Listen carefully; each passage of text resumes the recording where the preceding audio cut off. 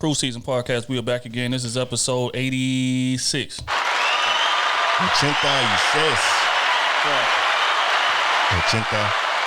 86. Kenny T couldn't make it with us today. I don't know what's going on. We trying to call him and see what's up, man. Bro, probably went to the club, passed out drunk somewhere, man. Another asterisk, yeah. But OT is in the building. I'm a grown man. I ain't worried about your past. Insecure niggas. Damn. Insecure niggas got you tripping. You beautiful. Don't let them tell you different. We can go get sushi on a Wednesday, and Sunday I'm going to give you this dick. Man, the Dean is in the motherfucking building. I don't know what the fuck that was. Crop that for your boy. Crop that for your boy. But we gonna roll with it. We ain't cropping nothing. We gonna roll with it. I have D Trill AC. This is another episode of the Krew Season Podcast. We started on bullshit early. What's up, man? What y'all boys doing? I mean, how y'all feeling on this glorious morning, man? Chilling, man. Good, man. Just making sure my people's in good mental spaces, you know. Facts. I'm in a part mode, man. You know what I'm saying? I'm just. So I feel like this. Okay. I feel like this our lane right here. I'm in my zone right now. I just feel like I'm floating. Everything is efficient right now. My numbers are up. Yeah. I just feel like your turnover numbers up. No. The buckets are getting buckets. Understand me?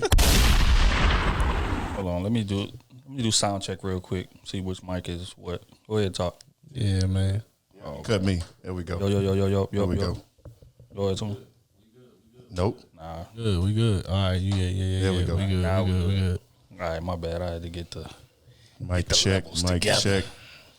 But yeah, man. Let's get right into this, man. We got a lot of topics to discuss. I think we should be able to get into our bag on most of these. But before we get into it, dunk contest was last night. Didn't watch it. Thoughts? I heard it was trash. I heard it was the worst one ever. Worst I ever seen. The worst I ever seen. And the irony is, right, is that these are relatively unnamed players. So typically when that's the case, those boys go off because they trying to prove themselves. This is my only shine I'm going to get. I'm playing 7 minutes a game. This is my time. Terrible. I seen somebody came out of some Timbs with a regular dunk. Terrible.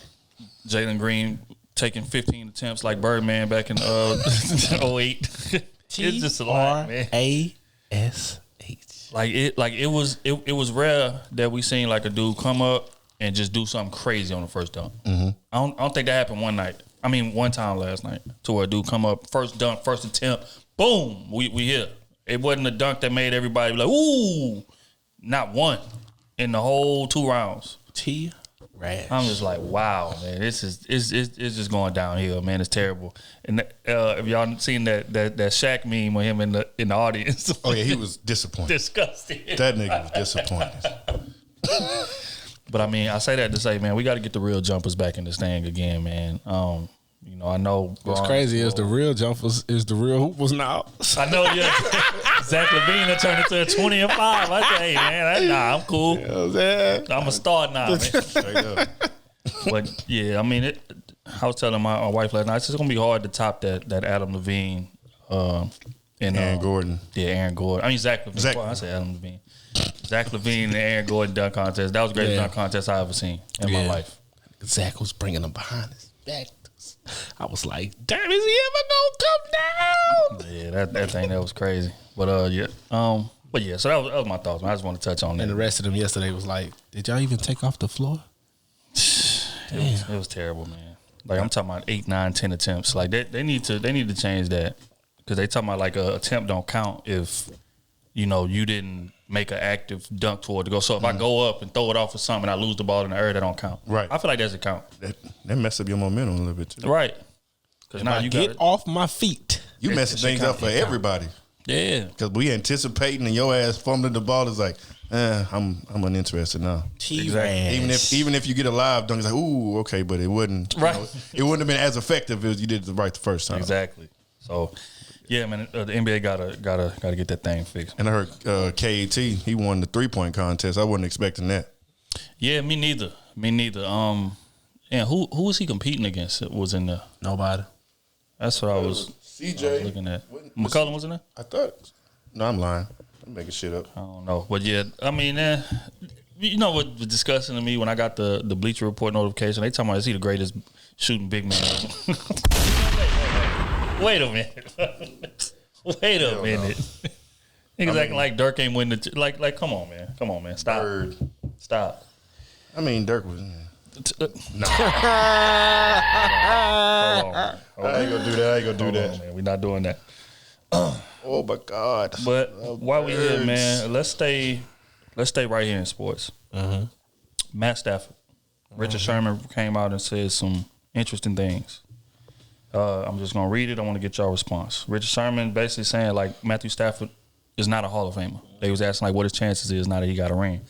He was like, well, he has no all-decade team appearances, no All-Pros, no MVPs, one Pro Bowl, not even an MVP of the Super Bowl. Never considered the best player in any year he played. He said he number 11 in completions, number 12 in touchdowns, number 12 in yards, comeback player of the year, Super Bowl champion, one-time Pro Bowler. He said there is no measuring stick that makes Stafford a Hall of Famer other than playing in the most passer-happy decade in NFL history. Thoughts? I think he's telling the truth. Yeah, he is, but I feel like they counted it against him that he had Megatron. Because them years he was putting up them big-ass numbers, Megatron couldn't do it to himself. And you mean tell me Megatron a all-pro, making all-pro teams and all that shit, and you ain't? I felt like they held that against him. Because it was back-to-back years. I'm talking back-to-back years. Megatron, 1,500 yards. I mean, he throwing for 2,000. I mean, only throwing to one person. That boy 230 yards a game. Yards. Megatron getting 150. Hey. I mean, no, you're not gonna be all pro. Hey. Megatron is though. If I'm throwing it to you, I need to be all pro too. Not if you get. Or I could be like, you know what? I never thought y'all might as well trade me and never put up the numbers again. You know what got held against him though, bro? What? Is them losing. Them L's. That's true. That's true. Because he was with Detroit. Like they had a season where they went 0-16. Like it was ugly. That is true. Like Megatron and Stafford was putting up numbers too. But that wasn't his fault though that they was losing. It really wasn't his fault. True, but because the offense was putting up numbers, and then that's true. The defense would come through and put up numbers too. Yeah. That's a fact. Like, damn. But I mean, as far as passing ability, as far as skill, like I put him and Romo had the same affliction, in my opinion. I think he's better than Romo, but I don't. Ain't no way. I think he's better than Romo. I don't. But they had similar situations to where it's like both of them are gifted with passing the ball. That's clear. Both of them put up big numbers. That's clear. But when it came time to win, came time to be in, carry a team to a win, both of them struggled in that. Okay, well, I just seen this year. The first time you give him a defense, he do what he got to do. Well, I mean, he had a defense. He had they literally spent a big bag in free agency to put literally Hall of Fame players around him, like a lot of them on D, on O. Well, nah, the offense is already straight over there. They pulled Cooper Kupp. They pulled. You know what I'm saying? They pulled Odell in what, the 8th week or 9th week, some shit like that. Mm-hmm. You know what I'm saying? He didn't play when he first got there. He played like 2 days after he got there, so that don't really count for real. That definitely counts. It counts, but they was already winning. Now he took them over the hump, but they was already. I could see if they was losing, right? You know what I'm saying? But they was already winning. But he didn't just come save. McVay knew I need another piece to get us there. Right. You get what I'm saying? But Odell's still a Hall of Fame caliber player. That's true. That's the thing. And then Von Miller on defense. That's a Hall of Fame caliber player. But he never had Robert Quinn in free agency. All right, so can we say this? If he had Patriots defense in Detroit for them years he had Megatron, you think he would have took him far in the playoffs? Hell yeah. Okay. Yeah, but winning it. Could he have won it? I don't know then. That's the thing. I don't know. So, I don't know. But I mean, he even lost Robert Woods. They had Robert Woods. And it's crazy. It's crazy that Detroit knew they did him wrong, so shit, they let him pick the team he wanted to go to. For 13 years, a city robbed you that you number one. He stayed 13 years over there. Stafford from the H too. You know what I'm saying? He came out of my class, I think. And they robbed you 13 years. And then when you ask for a trade, they say, look, we know we did bad by you, man. We know. We're going to let you choose where you want to go. We rode you. Because usually when they trade your ass, you going to the other conference. You ain't staying in the conference. Especially if you're a good player. That ain't happening. And they trade you into a conference to where you got to play them, week 13 or some shit? Yeah. Yeah. And they beat the brakes off. Yeah, you know what I'm saying? So they knew what they did, bro. They knew what they did was wrong. 13 years, man, I'd have been left. Ain't no loyalty in this game. But I mean, to stand on what Rich Sherman is saying, like his accolades, he don't have Hall of Fame accolades. Yeah, he don't. Not at all. Now he got time to right the ship. Yeah. Starting now. Yeah. You know what I'm saying? If he can make him a string about 5 Pro Bowls and whatever, then we can have I think if he can go get 5 Pro Bowls and 2 more Super Bowls, he'd be straight. That ain't happening. I can't see him winning 2 more Super Bowls. I mean, shit, Odell come back healthy. Because we just seen that ACL now don't take a year. Old boy came back. Atkins or whatever, whoever they running back is, came back in 5 months and was balling. He at least need, I think, at least 2 MVPs or something. You know what I'm saying? One MVP. Yeah, if he go win the title twice and get a Super Bowl MVP and be an All Pro 5 years, he can get in. He can get in easy then because then his numbers are matched accolades. Okay. We had some technical difficulties, man. We had to get things back in order. But let's dive right into this docket. They had some interesting clips that hit our timeline and hit our DM, so we're going to respond to them. This one clip where a dude was speaking on why men don't get married or don't want to get married. So I'm going to play it. I want to get y'all response to what the hell he had to say. Like generally to be perceived as leaders, that what a lot of men shirk away from is the responsibility that comes alongside that position. But there's a caveat, right? Men expect a certain level of respect, right? Yes. They expect a certain level of recognition. Appreciation, recognition, exactly, respect. that a lot of men in today's environment are not getting. And I think what they're either not providing it, they're not providing what a leader must provide, or they are providing it and they're not getting the kind of everything that you were talking about. And I think part of the reason why a lot of men struggle is they are told you have to do this, you have to do that. Whether you're rewarded for it or not is not important. And I think that's the reason why men shy away from that kind of responsibility. Shout out to Jeff, man. That's Introspect Club. Make sure y'all check him out on YouTube, man. That's a bro right there. But he said something interesting. Essentially is that men shy away from the role of being the quote unquote provider, the quote unquote husband, because we don't get praised for that. Is essentially what he's saying. Do you guys agree with that situation? Is that the main reason why men shy away from that type of role? No, that's not the main reason, but it plays a part. Okay, so if you had to go into what you felt like the number one reason was, what would it be? Shit, losing everything you built. They tell you all the time, man, get married when you got things. You know what I'm saying? When you got all your stuff together, get married. But the moment you get all your stuff together, you looking at people different. Yeah. You know what I'm saying? So if you ask me, that's the wrong way to go about it. I say get it while you building. You know what I'm saying? While you going through your rough times. Because then you going to see who a person really is. If you already up and, you know what I'm saying, people coming after you, you like, what the hell do you offer? But you know what the issue with that is that when you building something, especially in something in the entrepreneurial space, you don't really have a lot of time for, a woman. Let's be honest. Like women need a certain level of effort. They need a certain level of attention, a certain level of your time. And when I'm building something, it's very, very hard to maintain both. It's possible, but it's very, very hard to maintain Sacrifices are going to be made. Definitely. No way around it, because you got to check in with this woman before you just make moves. Now, if I'm on my own, I could just make moves and do whatever I feel like I need to do, just go on gut instinct. But when you have a significant other that you are responsible for, let's be honest, we the leader of the family, we responsible for her. We have to make sure that she's good. If we have kids, we have to make sure that they good. We can't just say, you know what? I'm going to need these next 2 weeks, no contact, no nothing. I'm going to lock in and go do what I need to do, and then I'll be back. It don't work like that. You know what I'm saying? So it's extremely hard to maintain a situation. That's why I think they say, like, wait till you get yourself in order. Because now, okay, I have a already, functioning ship. It's running smoothly. It's now, okay, this is the, this is my trajectory. This is how my ship is moving. Now you can come in, you can fit into how this thing is moving. Mm-hmm. But if I'm with you and I don't even know how the motherfucker gonna be moving because I'm still trying to put it together, that makes it real difficult. We just got to be real though. What women trying to come into your situation and say, "Oh, I'm just gonna fit in his situation"? They trying to make the whole situation theirs. I don't agree with that. I don't agree with that. For real. I don't agree with that one. They're trying to make the whole situation theirs.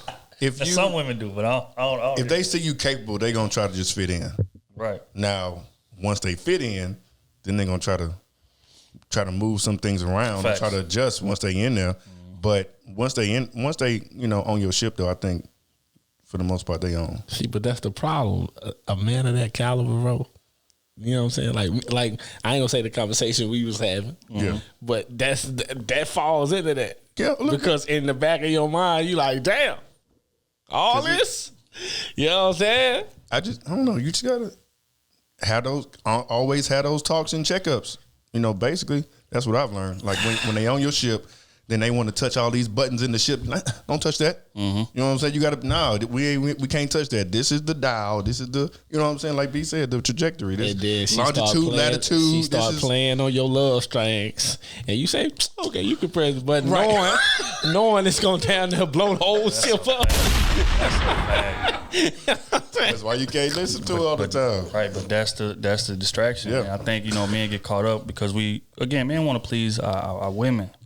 But we do so to a lot of times to the detriment of our, business or what it is that we're trying to build. Yeah. Mm-hmm. Yeah. You know what I'm saying? Because it's like, sometimes men got to be a bit more selfish because women are short-sighted. Let's just be honest. Women want what they want in the moment. They are emotionally driven. Be selfish with you, boy. Yeah. So it's like you got to account for that when you're trying to please her. It's like, look, baby, I understand this is what you need from me, but long-term down the line, this is what I need to be doing. And you're going to have to deal with that. You're going to have to accept that or you're going to have to move around. Most women, they gonna accept that because they don't want to move around. They know they got a solid dude, whatever. She might catch an attitude, she might, whatever, cold shoulder, no sex, But at the end of the day, once the result comes in, she's gonna be enjoying it. She knows he's pulling me out of hell. Right. It just got to be something, I guess, relatable to them in a sense. Mm-hmm. Like school, a lot of women love school. When I don't say love school, but they know what they have to do in order to graduate. So it's the same principle. I got to work my butt off XYZ for this amount of time to get where I need to be. Mm-hmm. If you didn't study, put in the work, if you didn't go to class and show up and do your research and be consistent and make a, decent grade point average, you're not going to finish. So I have to, in a sense, do these same things with my life. I have to get all these things in order for the ship to sail. I don't agree with that, dog. Because, you got like these women, right? These successful women. They ain't letting no dude do that. On the other foot, they ain't letting no dude, if they got their shit together, you know how hard it is to break that woman down to fit into her life and all this type of stuff. Oh, I know. You know what I'm saying? But allegedly. And then on top of that, she gonna make it real difficult. Even if even if she make you her man, she gonna make it real difficult, you know what I'm saying, for you to run that shit. I agree. You know what I'm saying? So they'll say with the right man, they'll let him lead. That is a damn lie. I'm only saying what they say. They say that, but ask them in hindsight, how many right men have they ran off? Well, I mean, that would imply that they're gonna take accountability, which we ain't gonna see. We ain't gonna see that. But what I will say is this: is that even those type of women, right? Everybody has like a certain person, like everybody has somebody that they have to look up to. Mm-hmm. Now, those women typically are around men who are beneath them, right? So it's gonna be way harder for her to respect him. But if she run into a dude that's making more money than her, that's more successful than her, then she kind of don't have a choice but to bend and fold to whatever my system is. My system is doing better than yours, period.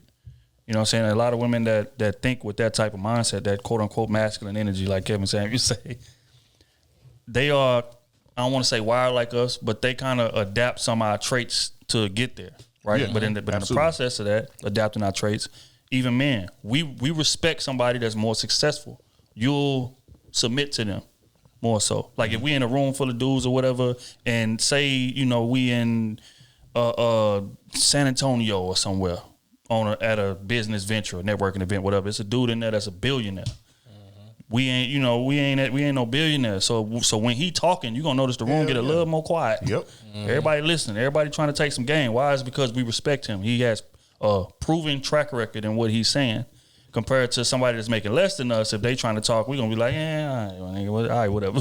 You know what I'm saying? So I think it's the same thing with women. But you know, a lot of times those women shy away from those type of men, the ones that are more successful, because they don't want to bend. Which goes back to what Smooth was saying. I agree. Yeah. So I'm just gonna keep those type of men from around me, so he can never hold it over my head. That's why I could always be the most successful, and I can kind of rest in my masculinity. So that happens, but I just don't feel like that's the majority of women. Do you think they do it on purpose? Like that's a conscious decision, or you think it's more so they feel comfortable? That's just what they feel comfortable doing. Both. It's a conscious decision because, for one, I'm used to being top dog everywhere I go. I'm used to dictating things, like whether it's on the job, whether it's in my relationship, whether it's in my friend group, because we done seen that, right? It's a group of women. One of them is uber successful, and she the leader. She the like quote unquote, whatever. She's we done call her designated driver. We done call her all kind of stuff, but she's the mother of the group. Everybody kind of folds to her. So that it's in the friend group. It's on the job. Typically, the men she date are less successful, so she's dictating that. Get out of my house. Give me my car back. This, that. Like we've seen it. We know women that move like that, right? But so it's like a lot of women get comfortable with that because I have control. Yep. But when you run into a dude that's more successful, he not going for that shit. So it's like, oh yeah, my car, take your cars. I got 10 of them. You got 3. Your house, mine is 2 times bigger than yours. My business, I'm a billionaire. You're a millionaire. Relax. Stay in your lane. A lot of women can't take that to those type of women can't take that to their ego, because they have a mindset to compete with men, not coincide with them. Right. Yeah. But again, I feel like that's a very select few of women. I think most women, even if they are successful or whatever, they still want to find a man for one that makes more money than them, a man that they can respect. But if they can run into that man, they'll invest in their system. They'll fall into his system. But if they don't, then they kind of wearing a mask, so to speak, to adapt to my environment. I'm wearing a mask, but deep down inside, I want to find a man that I can submit to. I just ain't ran into one that I respect, or even the men that I do respect, they not monogamous. Crazy how this world works. Yeah, a man can pick up many layers. A bum, and she's a great woman, but a woman picking up a man that's a bum, he's a bum, boy. Horrible person. Bum. That's just real, bro. That's just real, bro. It's crazy how they do us, man. Yeah, I mean, so it's a wild situation, because on one end, which was an interesting, I was listening to Cam and Brittany Renner, part 2, and she said something that was very, very profound. Matter of fact, I'm gonna come back around to that, but let me see, Bob, make sure that we done with this topic. Why men hesitate to get into that role? Men hesitate to get into that role because a lot of men feel like it's a lose-lose situation. Being a leader, being a husband, other situation, it's a lose-lose situation. If we win, she get the credit. If we lose, I get the blame. It's that. If this relationship ends, people gonna look at me. It's not her. It's like, what did he do to end this? He cheated. He was neglectful. He was this. He was that. Because just automatically assume that women gonna show up and just give you all of them, and they gonna whatever. Like women are more adept to be in relationships. Women pay more attention to the man, and they're willing to just lay everything out on the line so he can benefit. Right. But that's the perception, right? Man, so going that into so it, beautiful for women, boy. Man. But going into it as a man, we know better. And why do we know better? Because we done heard men that have been in long-term relationships and experienced relationships tell you, hey, bro, when you get in that relationship, she gonna start slipping. She gonna start slacking. And what you enjoying right now, don't get used to it. For the most part, right? Now, don't get me wrong. There are some women that can maintain it. There are some women that can sustain it. But most gonna start slacking. They're gonna get complacent. They're gonna let quote unquote life get in the way. We didn't talk about this. We've been heard this since we were kids, right? So it's like, regardless of how successful I am, the chances of me finding a woman that is going to be able to be everything that I need her to be for an extended period of time is low. Facts. So that means that more than likely I'm going to get left with a woman that's going to slack. And when she slacks, I'll get the blame. And not only that, if our marriage ends, I'll have to pay alimony. I'll have to pay child support. I'll have to do this. So it's like, where do I win in this? The only way I win is if it goes the distance. And being single. And being single. But I mean, just in terms of relationship, the only way I win is if it goes the distance. Right. If we marry 60 years and die together, that's the only way I win. So it's like, you got to look, so men are looking at it, okay, do I want to play these odds or not? When I could just be single and just deal with women whenever I feel like it, and there's no obligation, there's no ties or whatever, unless we got kids. But if you move in the right way, you ain't got just a bunch of kids out of wedlock. Let's keep that G. But if I'm moving how I want to move, no kids or whatever, and I'm talking to 3 or 4 different women and I deal with them at my leisure, and there's no strings tied, that situation is more attractive to men than gambling everything that I built, like Smooth said.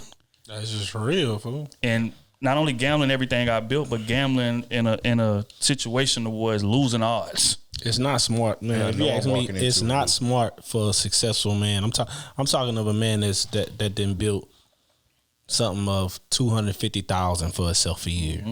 You know what I'm saying? It's not smart for that man to hop into any relationship. You know what I'm saying? Now, you can just deal with women like single women. You can just be single, boyfriend, girlfriend. But as far as long-term marriage type of thing, that don't benefit you no way. You know what I'm saying? Because this woman can wake up and say she don't want to be with you. If she's been with you 10 years, she's going to get something from you. You know what I'm saying? Whether it's child support, alimony, it's going to be something. Or, bro, you can wake up and say, I don't feel valued here and I want to leave. Mm-hmm. And I just can't leave. Yep. There's going to be consequences behind me leaving. Mm-hmm. Mm-hmm. Right? And I got to give up money that she didn't earn. Or she didn't help me earn. I had all this for you. Even if you do a prenup. If y'all have kids, that can't save you. Yeah. You still going to owe this person something. Mm-hmm. You know what I'm saying? So it's not beneficial for you to risk even a piece. Because getting some money, man, it's hard out here. Getting some money, man. Whether you got that $40,000 job or $1 million job, it's hard getting some money out here. We see homeless people every day. Yeah, that's facts. You know what I'm saying? We see people that's living behind the check. Guess how many % of men are homeless? I just heard that recently. What? 97%. Oh, you talking about of the homeless community is 97% men? Is men. Yeah, 97%. You know what I'm saying? That makes sense. So you on the brink of homelessness, and then they still want you to risk all your finances. You know what I'm saying? To a situation you are bound to lose in. The odds say you losing it every time. That's it. Come on, man. Odds not in your favor, but yet we still take that chance. You know what I'm saying? We take the chance. We get the blame. You know what I'm saying? All that shit, bro. Like that. Man, if you make it up there by yourself, making $250,000 a year, you bringing that home, bro. I would tell you don't risk your riches, bro.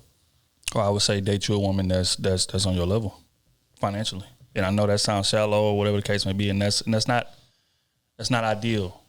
Typically, men will date a woman, any type of woman, as long as she's gorgeous, as long as she provides peace, whatever. But I think men need to stiffen that. Like super successful men, I'm not dating nobody that's not making X amount of dollars. That's true. That's just what it is. That's just real. Because we need to come in this. It's similar to, say, me and Smooth, right? We met our women young before we had anything, right? So if something goes wrong, we get a divorce, knock on wood, I wouldn't feel an issue giving her money. Exactly. I wouldn't feel that. Because she was with me when I didn't have a car. I didn't have a job. Mm-hmm. You know what I'm saying? So everything that I built, we built together. Mm-hmm. So cool. If half is cool, take it. That's cool. I don't mind that. Compared to if I'm 32 like I am now, and I have the type of money that I have, and then I meet a chick who doesn't. Mm-hmm. We married for 4 years. We get a divorce. Now I got to pay her alimony and child support. I take a big issue with that. Mm-hmm. You know what I'm saying? So it's like it's different. That's why I say, if you dating a woman that's making the same amount of money you making, that's equivalent to you meeting the chick when y'all both at the bottom, when y'all both ain't got a damn thing. Yeah, I wouldn't even take no woman serious if you're not close to me in finances. But then again, and I'm talking super close. Bringing it back to what you said, Smooth, bringing that back around, those women is going to have a harder time submitting to a man like that. That's on that level. That's real. Yeah. So it's like, so that's why they may try to date down a little bit, because I know that she'll listen to me. You know what I'm saying? That's one of the main things. Yeah. And a woman that's on that level, y'all gonna be but some say that they not like that. I do know quite a few women that people bump heads when they both broke. But we talking about the majority. and You know what I'm saying? how they move. Like we just seen a woman, we just had a woman on live. The moment she got that money, she started belittling her husband and made him leave. Yeah. And then in hindsight, in her hindsight, out of her mouth, she regrets it. You know what I'm saying? When this man was down for you this whole time. But that's how women do. Men don't have that type of track record. You know what I'm saying? A man can be with a woman, y'all both broke, or y'all both, you know what I'm saying, making the medium of 40,000. He get a new position that's paying him 90. He ain't gonna look at his wife like you beneath me now. Mm-mm. But you're right for the most part. But we can't. I mean, we can't be this, intellectually dishonest here. Mm-hmm. But man, we both making 40. I get a job making double. The man a lot of times will start taking his woman for granted because he feel like I met you when I was down here. I'm up here now. I got a whole new lot of women that's open to me now. He may not leave her per se, but he'll start subconsciously treating her like I'm over this. I'm trying to go venture out and see what else I can get. That's real though. That's real. You know what I'm saying? That's but real. Now again, like I said, he probably won't leave her. But in his head, he thinking, "Oh, I done elevated." Now it's just like regular dude, because again, all dudes is not wired, not cut the way that they should be cut, and a lot of dudes didn't always have a lot of options available to them, right? So it's like now that I'm successful, I met you when I didn't have a job, or in our situation, I met you when I didn't have a job, I didn't have a car. I'm a millionaire now. It's a bunch of different options available to me now. If you are a weak dude, you're gonna sway according to what those options are, because you're just curious. I ain't never, I was never able to pull no bad chicks. Now I'm a millionaire now. So a lot of dudes do that. That's true. You know what I'm saying? And start talking down on women. Right. Right. So it's, again, it's a give and a take. I'm balling and falling with the team that brought me there. Period. That's how I'm cut, bro. That's how I'm cut. And you got me there. I'm balling and falling with you through hell and high water. We balling and falling. Burn the bridge down, man. We ain't going back. I'm going down with the shit. That's real, bro. And that's how I'm wired. That's what I'm saying. If you cut from a certain cloth, that's not gonna move me. I'm gonna take my money and upgrade my woman. More so than go out and try to find something, or like with my gang, I'm not gonna get $1 million and start looking at my gang like, oh y'all niggas. No, we all about to do be that. Everybody lose then, even yourself. Exactly. You put yourself in a losing situation. Why? Because you surrounded with motherfuckers that you can't trust, that are unfamiliar to you. Exactly. Because you done ran the people that was there when you ain't had nothing off. So that's how I look at it. I need to be comfortable where I'm at. So I'm gonna bring us up. And then on top of that, I need somebody to see it from a different point of view. Yeah. That I love and trust, and I know that mean well by me.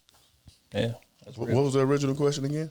About being afraid to. Yeah. Why men shy away from marriage and like being a leader? So all that what we said is wild. It's really wild, bro. Sure. We lose. We stand to lose in every situation. I think too, a lot of men are. We always say they don't know how to lead, so they're afraid of failing. You know what I'm saying? So I don't even know how. I'm not about to lead you to your death, and I'm already on my path. You know what I'm saying? So I think that's part of it too. A lot of men just don't know themselves. It's hard being a man though. Like it really is. It's like right now it looks like a lot of men are going through like identity crisis almost. Because it's like, do I be masculine or do I be soft and listen to the woman and do everything she say? Do I please her like I'm supposed to? Do I do, you know what I'm saying, make her happy all the time? Or do I focus on myself and just worry about me? I think a lot of men are battling that. No, I agree. Going back to the point that you made before that, if I'm gonna be transparent here, it took me a while to get over that aspect. And it's not that not necessarily not knowing how to, well, no, it is. It is not knowing how to lead, because I would rather, like an example, right? When when I'm in my marriage, if something go wrong, the younger me, I would almost distance myself from her. And it's not because, I anything to do with her. Is that if I fail, I want to fail and just me be affected by it. Right. Mm-hmm. But when you in a marriage, you the leader of a household. If I fail, we fail. Right. And that's hard to deal with when it's the woman that you love. You know what I'm saying? So, that's why you will have dudes, may lose their job or their finances not where it is, and he'll shelve up, go into a corner or kind of be super introverted, kind of quiet, and women be like, well, I'm willing to help on this, that, and the third. But it's hard for a man to accept that, because if I'm doing bad, then that means you're going to have to deal with consequences of that in our head. But if I distance myself, you won't. Yep. I'll take all of the ridicule. I'll take all of the blame on my own shoulders. But but again, that goes back to not knowing how to lead or not accepting what leadership is. You ain't got to see the ugly side. Right. I don't want you to see that. Exactly. Yeah. Exactly. So I ran into that a lot early in my marriage, and then I started thinking of, okay, when I could probably climb out of this hole quicker if we work together, or if I let her in on what my psyche is right now. She can kind of help me navigate it. That's why I chose her. She's my partner. She's intelligent. She's smart. She's this. She's that. Why am I putting her on the shelf when I need her the most? Mm-hmm. You know what I'm saying? So it takes a lot of men time to really realize that and start moving accordingly. So that's some real shit. That's a fact. Big fact. All right, we're gonna move on to the next one, man. Again, shout out to Jeff, the Introspect Club, man. Y'all make sure y'all check that out. Men aren't responsible enough to lead households. That's what the title of this video was. I'm gonna play it. Oh wait, no, this wasn't a video. This was a series of tweets. I'm gonna read them. I dead ass see why women really ain't trying to be in relationships nowadays. For starters, you N-words. See, I'm trying to change my life. Have major control issues, wanting chicks to basically become nuns. How you want her to change all this up, and all that is why you wanted her in the first place. You N-words are mad insecure. She's pretty, bro. Of course other N-words are gonna shoot. Of course they gonna look. As long as she's silent and not entertaining it, let them. Off the insecurity tip, bro. Just cause she out with her B words don't mean she out bouncing on the next D word. It's hard not cussing. What's wrong with y'all? Men are not being men, meaning we gotta let them have it. Honestly, a woman is an emotional creature. She's going to operate out of her emotions most of the time. We as men gotta let her get that little stuff out. Don't argue, don't yell, don't call her out her name. Be a man. Chill. He say you N-words are not responsible enough to lead households, but I'll let that sink right in. The quote-unquote gender roles y'all try to establish just turn around and act like B-words. That's why they treat you like one. Lastly, reassurance gets you far as hell with a woman. Yet we as men take them wanting the reassurance as quote-unquote nagging or quote-unquote not wanting to repeat ourselves. Nah, son, have a little patience with that diamond you creating. I know I said lastly, but let's be real. That ain't it. Communication saves the nation. Fair. Just because she's mad at the moment doesn't mean you stop trying to talk it out. My guy, don't argue with her while she's pissed. Give her time and then talk it out. Learn her. Learn what's a do and a don't. Learn what triggers her. Try to relate to her, even though you're not a woman. Actually, try to understand where or why things are the way they are with her to help yourself out. Trust me. He said, women do not read minds. If you got a problem, speak on that. To her and her only. Not her mama, not her sisters, cousins, bros, none of that. Keep the business in home. Women hate that stuff because it feels disloyal when you go talk bad on them. Y'all do not remain loyal on bad terms. You N-words would rather go cheat than fix what's at home. It's sick. She ain't your mama.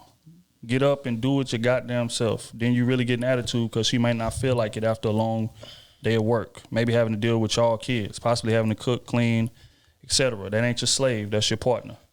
Okay, damn. How many tweets this nigga got? But I mean, we get the gist of it. I'm not about to sit here and read all these tweets. We get the gist of it. Essentially, he's saying men don't want what comes with leadership, which is what we just spent 20 minutes talking about. So, I mean, I don't really have much else to add to it aside from, that's why we have platforms like this. Like we tell men all the time what we need to do better in terms of what leading is, in terms of what you got to deal with women and things you got to accept. But what I don't want to get lost in translation, because it sounds a lot, in that he didn't really say anything that women do wrong. Correct. Or that women bring about that creates the mindset that a lot of these men have. And we can't just leave that out. Like women have to want to be led. You have to be coachable. Right? That's big here. And if you are not coachable, what that means is that one or two things. You are stubborn, or two, you picked the wrong man. Yep. So you two set in your own ways. Right. So there has to be some accountability taken for that, right? Now, if you are a woman who picked the right man or whatever, and you leading and he just don't know what the hell he's doing, that's a different conversation. I feel like that's more in line with what he's talking about. But we're not going to let that just overshadow the fact that a lot of women are not coachable. They're not. They aren't coachable. They want to win all the time and no losses. They don't listen. But us men, we're built on losses. Yeah, we gotta deal with that early. We gotta deal with losses and criticism early. You know what I'm saying? But which is why like a lot of women claim that they want to lead, but they don't. They want the benefits of leading. They don't want the downfall that comes with it. Because to be honest, women don't get the downfalls that come with failing at leadership. They don't. Like it can be tied to something else. Like men are judged based on our merits alone, what we accomplish, what we build. Period. There is no he's just emotional right now. We can just write that off. Or hey man, he's just having a bad day. We can just write that off. No, men are judged based on what you build, what your merit is. And when you lose based on you lacking merit, you lacking ability. There is no excuse. There is no coddling. Women have excuses. They have coddling. Facts. So you could never be a leader for real until that gets eliminated.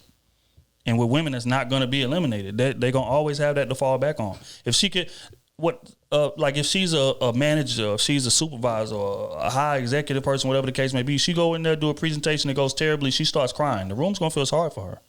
Mm-hmm. Or say she makes a mistake on the accounting books, so we done lost $500,000. She in there crying or whatever. Like people are gonna feel sorry for her. They're gonna feel sympathetic. But let me be in an executive role and I miss something on the accountant that lose $500,000, $1 million. I'm getting fired. I don't give a damn why it happened. You a man. You supposed to be how did you miss this? Mm-hmm. That's the difference. And on top of that, man, and don't nobody give men nothing. No. You know what I'm saying? The only person for real that you can go to get really like especially if you starting a business or you need some money to go chase a career down or something. The only person, if they even got it, you know what I'm saying, is your mom and dad, maybe your grandfather and your grandmother. That's it. You know what I'm saying? Ain't nobody else gonna really, you know what I'm saying, give you no bread, no real bread to go do something. But a woman, you know, she can ask plenty of men out here, and dudes are fun that. Bro, O just said it 5 minutes ago. He said 97% of the homeless population is men. You know why that is? It's because men don't have a safety valve. Mm-hmm. There is no handout when we are not accomplishing what we need to be accomplished, or we're not building what we need to be building. Consequences are your ass is going to be on the street. There is no, okay, hey, I can just get pretty and the man going to give me money, or I can just go back home, or I can just do this, I can do that. Men get judged differently for that type of thing. Man, if a man put his Cash App on his social media, he getting roasted for 48 hours. Okay. You know what I'm saying? So a man is judged based on what he builds. Like we eat what we kill. Mm-hmm. Women eat what's brought to them. It's a difference. Mm-hmm. So again, but shout out to dude. I think he was right for the most part. But again, we got to touch on that other side if we're gonna be honest. Okay, man, let's get into something a little more lighthearted. There was a flower story recently on the timeline. Oh. Everybody asked us to delve into. That was a what story? Another flower story. I'm not about to read all of this. Another flower gone wrong. But basically, I don't know how these women keep falling for this, bro. Basically, well, I know how. Okay, so I'm just gonna give a summary of what happened. I think I remember. One was texting or tweeting a dude on Twitter, whatever. It was irony as we follow each other to do. But, shout out to I ain't gonna name him. But basically, you know, they was chopping it up. Is that a third long distance relationship, which I tell people all the time, it's the dumbest thing in the world. But people insist on doing it. She insists on doing it. So they talking. She decides she wants to fly out. So he like, all right, man, you know, I think he recommended, whatever. They came to the conclusion she was going to fly to him. Mm-hmm. Gets closer to the date. Bro started making excuses. They linked the first time, though. This is like the second. They did link the first time? They did link before. Okay. You know what? So this is like the second fly out. All right, man. Because I don't want to mess up the story. I'm gonna read some of the tweets. Okay, so starts out, K, let's chat, shall we? So you know, just right there, right? Let's stop right there. You know when a woman's tweeting something like that, it's about to be a bunch of pettiness, right? Okay, so she says he was nice, and I thought we had a lot in common, so I really started liking him relatively quickly. A month later, he flew out to meet me. Oh, you're right. Mm-hmm. Which is when we took that picture together, April 2021. After our first weekend together, we planned for me to come visit him the following month. He picked the dates. Wait a minute. He flew out to meet me. That's key here. The first time. Yes. He flew to meet me. That's key. Let's not forget that. Yes. After our first weekend Set together. the tone. You know what I'm saying? Y'all trash. Real was no. Real was no. You know what? Let's stop right there. Let's unpack that, right? That's how you set the tone. Typically, me and the girl talking, long distance relationship, right? As a man, you should have your own place, right? You should have your own car. You should have a lot of these things, right? So if I have these things and I'm single, like I say, most men are going to fly you to me. I'm not flying to your crib, right? But as a single man, you want to fly to their crib or come out there to see her because you want to keep her in her comfort zone. So you don't want to let her, like first flight, you come to me. Now she end up like it's gonna, but you know we getting there, right? But that's why you do it first to come out there because you want her to be comfortable. She in her comfort zone, her friends, fam, whatever. She like, I got a friend coming over, yada yada yada. So boom. So that's how I thought about it. But see, I think you think very differently. Now your logic behind that is very sound, but I would say that that's not common. In terms of that type of situation. You're right. No, you're right. You know what I'm saying? Like, we typically gonna say, hey, you come to me. That's Even true. if it's not to my crib, you come to my city, hotel, Very true. because I'm flying you to me, typically. But what O's saying is 1,000% right. If you plan it the right way, you want to do it how O's saying do it. You know what I'm saying? For two reasons. For that reason he named, and then if I meet you and you trash, I can dip. You're not at my crib. You're not in my city. I ain't got no, obligations per se. But so slick. You know what I mean? So again, getting back to it, when I read that you flew out to me, my first thought was he got a girl. That's just fast. My first thought. I feel that too. Yes, my first thought. That's if I'm gonna do some dirt, it's gonna be in another city. I'm not flying you to me. Correct. Now I gotta juggle and dodge the situation or whatever. No. I'm gonna fly to you. It's open slate. We ain't got no, whatever. So that was the first red flag. It's either that or two, he don't have his own place, which is another red flag. So. That's the mindset. Yes. That's how women should be thinking when that type of situation happens. Yes. Right? Okay, so she says after our first weekend together, we planned for me to come and visit him the following month. He picked the dates. I bought my own flight in it. She bought her own flight. And everything was going great. Then a week or so before I was supposed to fly out, he said his cousin had been killed. I never saw him post anything about his cousin's death, but not everything is for the internet, so I didn't think much of it. He said the funeral was going to be the same weekend. I was supposed to be there, so I canceled my flight. No worries. We said we reschedule. We rescheduled for the following month, June 2021. Then all of a sudden, he started talking to me about having some legal issues he had been having. He gave me a story about how his license kept getting suspended in a certain county for some reason, and he had a court date to fight it. 2 weeks before I was supposed to fly out, he has a court date and sends me this. He claims he has to pay a fine and spend 4 days in jail the very same weekend I'm supposed to come. So he asked me if it's cool if we reschedule to come a week earlier than that. So he still want to see her. Right. Now, if he'd have said, hey, we reschedule for a little later, right, I would have said, that's 2 red flags right there. But he bumped it up. He trying to juggle because the other one coming in the next weekend. Right.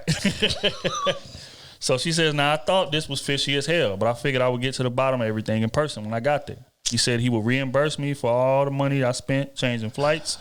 So my dumb ass agreed to come earlier. Always listen to your gut. Yes, ladies. So a few days before my third flight, he goes ghost for a whole 24 hours. We talked every single day, so I was worried and confused. The day before I was supposed to fly out, I wake up to this text from his phone. My initial reaction was worried because he told me he was a diabetic, so I'm just going to read the text message. She asked him, hey, is everything okay? He says, hey, I'm texting everyone that reached out. J-Word, which is his name, or one of his names, went to the hospital earlier today due to his sugar spiking. He'll have his phone by tomorrow. So what that means is he allegedly got his homeboy the text from his phone saying, hey, he in the hospital. He's not doing so well. First off, I don't want to laugh at that, dog. Let's stop the story right there. I don't want to laugh at that because that's some creative line. We gotta give him some credit for that right there. And she said it was kind of believable because he did have diabetic problems. Diabetic. You know what I'm saying? That boy Plausible deniability. He playing on it, boy. Gotta give him some credit. Gotta give him a little bit of credit for that. Creativity, boy. Get 10 out of 10. So he says, but then I started using my effing brain. None of this was adding up. He didn't want me to come for whatever reason, and the whole story was a lie. That was definitely him texting me, pretending to be someone else. So Yes, I stopped responding. Good job. And then shit got quote unquote real weird. I got another text from this mystery person who still never said who they were. Attached to the text was a picture of him lying in the hospital. But hold on, let's analyze. Let's look at the picture. He started moving at the end. I see. He started moving at the end. Now the picture we looking at, dude in the hospital, he got his mask on, he got the gown on. But she say that for one. Well, I'm just gonna read what she say. Right? She say it was a live picture, and he moved at the end of it. Say the picture was clearly taken in the ER. If he had been there for days, why didn't they admit him to the hospital? And number 3, the board in the background has the wrong date on it. Mm-hmm. He sent it the day after it was taken, pretending that it was current. Not to mention, who the F was supposedly sending me all these text messages? Not once did I get a text from anywhere but his phone. And not once did they say, hey, this is OJ's mom, cousin, friend, nurse, anything. Said it was real weird. So I did some digging. Hold on, where's the rest of it at? I can't believe it, dog. Well, I don't know. But I mean, we got the gist. I can't believe that, dog. When I seen that picture, dog, I was like, dude, moving at the end. The last bit was important. I gotta find it. Let's see, man. What was the last bit? Yeah, let me find it. So she might have deleted it. Let me see. He was like apologizing for everything that happened. Oh, wait, no, I got you. All right, he told me he owned his home and gave me the address. Turns out that was his mother's house where he lived with her. His quote-unquote business was no longer active. He even lost the website for not paying to keep the domain. He worked delivering medicine to nursing homes. That's key. That's how he was able to get the gown and the little hospital. Let me get the context clue. That's key. And he definitely was not the successful songwriter he claimed to be. Nothing is wrong with any of this. If that's your situation, what's wrong with that? But he lied. So I blocked him on everything and forgot he existed. 3 months later, he sends me this email, still lying. But I never responded or had any contact with him whatsoever until he posted my picture and started all this mess. So let me read the email he sent. Hey. Nigga start off, hey, it's some bullshit coming. Hey. Just wanted to reach out and apologize for my actions. I'm not looking for a response. I'm not looking for sympathy. I only want you to hear me out and hopefully find it in your heart to forgive me. Firstly, let me tell you that I enjoyed our moments and I appreciate you being such a great person. Let's stop right there. Stop right there. That's the classic. Hey, the sandwich method. I didn't enjoy. You know at work, nigga ain't slick. All right, so let me finish. Secondly, I'd like to repay the amount you spent for the ticket bought to come here. It was very wild. It was a very wild time for me. I got sick. My blood sugar spiked to the high 500s, and I was hospitalized. The very next day, I was released from the hospital. I had to serve jail time for the police issues, almost dying in jail for them not giving me insulin. As soon as I got released from jail, I reached out to you, but I was already blocked on everything at that point. Being in the diabetic state I was in, I didn't want you to come up here and witness it. It was a vulnerable state to be in, and I was scared to let you in that world. We had already rescheduled from the first attempt, and I didn't want to upset you. Though I should have just talked it out, maybe you would have understood. I completely understand if you don't respond at all. Ultimately, it was my mess up. You have every right in the world to ignore me, at least. At least allow me to cover the expenses lost. I hope you're well, in good health and spirits. You see? That boy good. I hope that nigga that worked some corporate before. I hope everything is going great for you and your mom in Atlanta, and it's everything you thought it would be. I pray real estate works out wonderfully beyond your expectations. Thank you for allowing me to experience the most genuine affection I've ever had. Take care.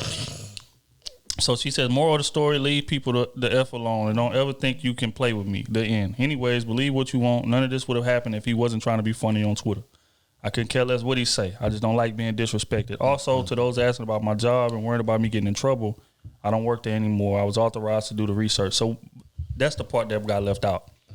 She did research. Like after she got that picture of him in the hospital, she did some research to like really type him in and find out what it is, who he really is. I think she works in like some kind of government job or whatever the case may be. So she pulls her background and it starts telling her, you know, because he's saying, oh, I got this business, I got this, I got that, da da da. So she started looking at, oh, your business is in the red. You don't even have the LLC for it no more. You know, you don't have a place of residence. You live with your moms. Dang. That type of shit. So she started doing all that research and figuring all that out. And then she ghosted him. So then he sends that email.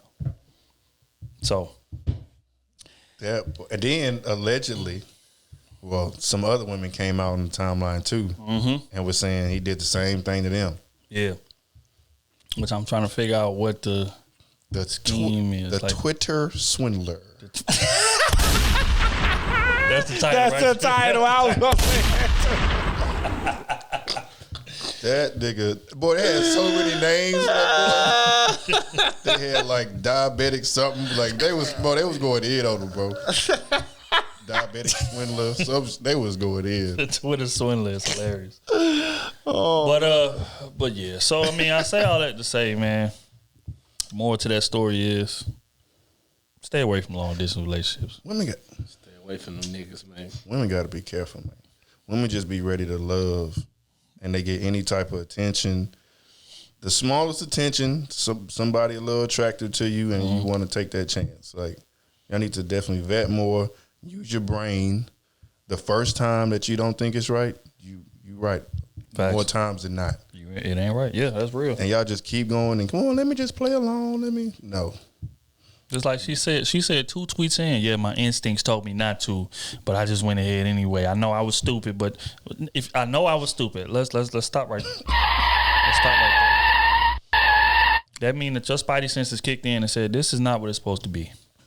And you ignored them. You ignored it. Instead of saying, hey, this is not what it's supposed to be, I'm cutting this shit out right now, going my own way. Again, this is not somebody that's in your city. This is a long distance relationship, right? So it's going to be a struggle regardless. Say he is the perfect dude. You still got to fly hours to see each other. Is it worth that? You know what I'm saying? So that's it. That's what him being perfect. Now, he's showing signs of finesse and manipulation and lying. So why would you even entertain that going forward? Because she ain't got nothing else around. Exactly. That's the problem. Nothing else around. And he giving her attention. He texting, telling her good morning, pumping her head up, telling sweet nothings. Came down there one time, dropped dick off, and she wanted to come back. That's what happened. Feel again. Yeah, that's what happened. She wanted that feel. Dang. That black hulking figure. It don't feel the same. It don't. Nah, she was tripping out when Smooth told her that black hulking male, that black male figure. she just looks. All she could do is look at him in frustration. But I wasn't lying. You wasn't. It was facts. Everybody in the comments said, "Yeah, you telling the truth." Even the women. I was like, "Damn." But prayers out to all parties involved, man. Y'all know what time it is. We're gonna keep this thing right moving. This is a post about marriage not being a business. Play it. Get y'all responses to it. Marriage is not a business decision. Shout out to Tony Gaskins. Because business is fickle. I have 13 businesses, and I have a marriage going on 15 years. I break up with business partners all the time because business is about money and being profitable. Marriage is so much more than money. So if you go into marriage thinking of marriage as a business decision, your marriage is doomed to fail at the start because it's way deeper. Marriage has to involve love because love conquers all. Love stands the test of time. Love doesn't run. Love stands and fight. But when you do business, business is business. Friends are friends. And you never put the two in the same sentence. But when you get married, your partner needs to be your best friend. Marriage is bigger than business. Thoughts? I believe it. I like what he said. I like it. That's ideal. That's ideal on how the marriage structure should be. But reality We talking reality. It's not run like that. You know what I'm saying? Like it take time to get to that level in marriage, bro. Especially if you already have things. He said 15 years he been in it. You get what I'm saying? Yeah. You've been married 15 years, so I'm guessing she met you when you didn't have all that yet. You get what I'm saying? So y'all got to the true love part before you start really, you know what I'm saying, really doing stuff. But people that's already up, marriage is a business decision for you because like he just said, I break up with business people all the time. You got to give them stuff when you break up with them. You got to give them stuff. Same thing with a marriage. You break up in a marriage. If your wife decide to leave you or if your husband decide to leave you, you got to give them half of what you built. That's just the game. As a matter of fact, the breadwinner, you come off more than half, to be honest with you. You know, especially if y'all got kids, you leaving the house just off GP. You leaving the house because your kids got to stay there. You know what I'm saying? Respectably, you know what I'm saying? But some cats just be like, man, fuck all that. But a respectable man gonna be like, hey, man, you can keep this crib. You know what I'm saying? So that crib may be $200,000-$300,000 you out of. You get what I'm saying? You giving her half of what you built. You know what I'm saying? You may give her a business or something, or 2 businesses or something. That's money out your pocket. Vice versa, she may give you a business or 2 businesses, or she gotta dissolve a business to give you some money. You know what I'm saying? So it's business in the start, especially if you meet somebody and you already up. So I agree in a sense. Like once you get the ship study and everybody know where y'all going, then yeah, marriage is not a business. It's about love. Love conquers everything. But if you got the ship already going and you picking up a straggler, that's business, baby. This is big. I gotta make sure. You know what I'm saying? You not here to threaten everything that I done built, and vice versa. Women too. I'm gotta make sure. And that's if you up or down. Like you can meet somebody on your level. But you don't know, you know what I'm saying, like they mindset or the way they do things is not the same way you handle shit too. So that's not conducive to y'all relationship or to what you got going. So you can't have that person even though they on your level. Because that person threatens everything you done built. How many successful people you know willing to throw it away? That don't happen. It's not happening. Now they'll throw it away if they 15 years in. They fuck all this. You know what I'm saying? I love you over everything. But if you ain't got that shit, I don't believe that. So I get them, but it's another side to that. Oh, marriage is a business. What comes to mind when you hear that? That's what I've always heard, that it's a business decision because once you get married, you pretty much under contract in a sense, to my understanding. Like you are, now it's not just 2 individuals. Technically, y'all are together. Mm-hmm. When you file taxes, it's together. You know, so I agree. I think I'm also, of course, I agree with him, what he's saying. But for the most part, I've always, at least from a man's side, it's always been taught, you know, kind of that it's a business decision. Yes, you do marry someone that you do love, but you think about your finances and having your priorities in order first before you worry about love. Because you're not just going out there, oh, I'm just looking for somebody to love. It ain't like that. Right. You're trying to build something, have something for her to come to before you get married. Right. And you don't want to mess that up at all. That's crazy that we talked about that too. I was talking to somebody about that when I made that post about when I had that scripture from the Bible from 1 Corinthians 13. We was talking about love and patient, love is kind. It's like love does not boast, doesn't keep track of, you know, wrongdoings. It's fearless, you know, things like that. And I was telling my friend, like, a lot of people just don't know what that is because a lot of people don't love themselves, so they're not going to be able to love you if they don't love themselves. Right. And that's hard. You know, you fighting and clawing and trying to make things right, and that person's kind of just sitting back like nothing even going on. And you really trying your best to make things work and go above and beyond to make sure they straight. You're trying to be understanding. You're trying to learn their love languages, and you doing all the things that you're supposed to do, and that person not reciprocating the same thing. Right. And that's not love. I don't think that's love. But some people are just unaware. Like they just so maybe stuck in their ways or they could just be in their own way. They got so much that's going on.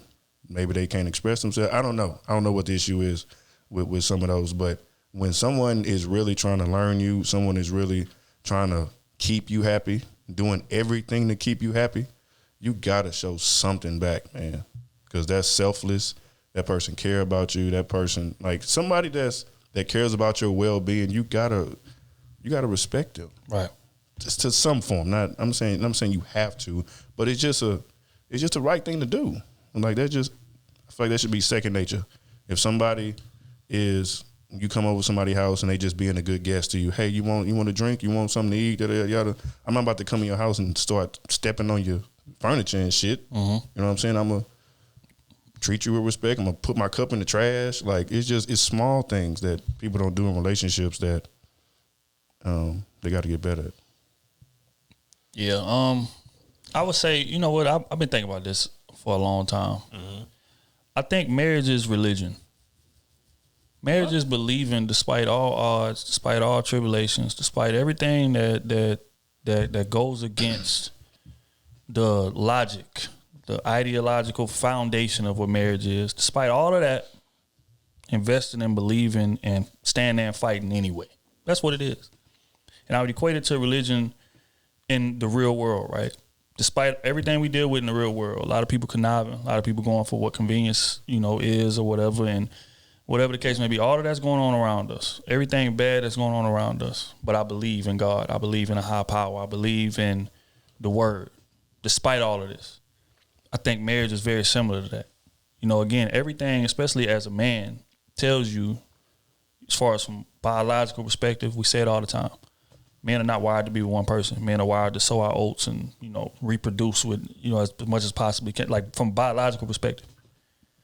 But again, despite all of that, despite how we grow up, despite how we program, despite what women encourage us to do, as far as going out here and sniping, despite what all our family members encourage us to do, believing in a nuclear unit anyway, investing in this, basically believing in something that we don't see.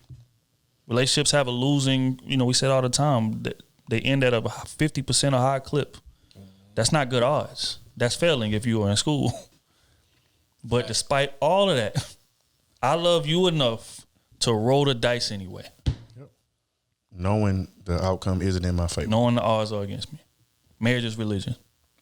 And again, like I said, in the real world, it feels good to move according to convenience, right? It feels good for me to go out there and spend this money. It feels good for me to go out here and hit as many women as I can. It feels good for me to, I don't feel like taking care of my kids. I'm going to go do what I want to do. That's time consuming. That's dragging me down. That's whatever the case. You know what I'm saying? That's what that is. But when you believe in a higher power, when you believe in the word, when you believe in God, despite what feels good, I'm going to do what's quote unquote morally right, or quote unquote what I believe in is morally right. Mm-hmm. It's the same thing with marriage. So that's how I see it. As far as business, I think that there are some terms to it, but there's some terms to every relationship. Marriage is just a written contract, but we friends. We have an unwritten contract, meaning that don't snake your homie, meaning don't talk wild behind your homie back, meaning don't steal from your homie. Mm-hmm. Like that's terms. Mm-hmm. It's not legal, but it's unwritten rules that none of us would break. Mm-hmm. So it's the same thing. You know what I'm saying? In every relationship, that break it or shunned. Exactly. You know what I'm saying? So it's consequences for it. But I think the trick to marriage is nailing those terms down to where they make sense for both sides. That's it. Which goes back to what Smooth was talking about. If I'm successful, I'm getting with a woman that's not successful. I'm introducing a prenup into this situation, right? It's to protect myself, because it doesn't make sense for me to go in here blindly, knowing that relationships end at a 50% clip, right, and we break up in 3 years and I got to pay you half of what I make. That's crazy. But what I'm going to do is I'm going to adjust the terms to where it makes sense for me, makes sense for you. And then we can take that manipulation shit off of the table and we can just invest in this thing the way it's supposed to be invested in. But a lot of people don't do that for whatever reasons. They don't want to hurt their partner or disappoint their whatever. That's what it mostly be. They don't want to hurt their partner feelings. Right. I think it's kind of lack of knowledge too. It's just, I guess, like prenup just had a negative connotation behind it. Because what I've learned from like the lead attorney is both parties got to sign a contract, right? Right. So, and you cannot you cannot sign the contract unless both parties agree. Right. Mm-hmm. So, which means the woman has say so, some type of say so. Yeah. And you can kind of dictate, not saying dictate, but y'all have to it's a compromise. Negotiate. She can see. It's not like I'm just taking like you can't have shit. Exactly. And that's how they make it seem. Most like. men introduce it like that. I don't want you to have nothing. Like you come in with, but you can negotiate it. You know what I'm saying? Like, because it's business at the end of the day. Right. You get what I'm saying? Like you say, all right, look, you know what I'm saying? We stay together 5 years. If we do decide to break apart, I'm owed this, so I'm owed that. Right. You get what I'm saying? It ain't got to be outrageous. Or if we make it together 15 years, this is off the table. This prenup is off the table. Mm-hmm. You get what I'm saying? Like men will be more lenient to like, all right, she thinking long term. 15 years is shit. That's a hell of a long time. We can make it there. I'll give you half. You deserve it then. Right. You get what I'm saying? Instead of people getting with people, bro, and letting love blind them. They get with this girl or this dude, you know what I'm saying? He plug you with a baby and all this type of stuff, or you know what I'm saying? Or she get pregnant on you. Now she want to leave.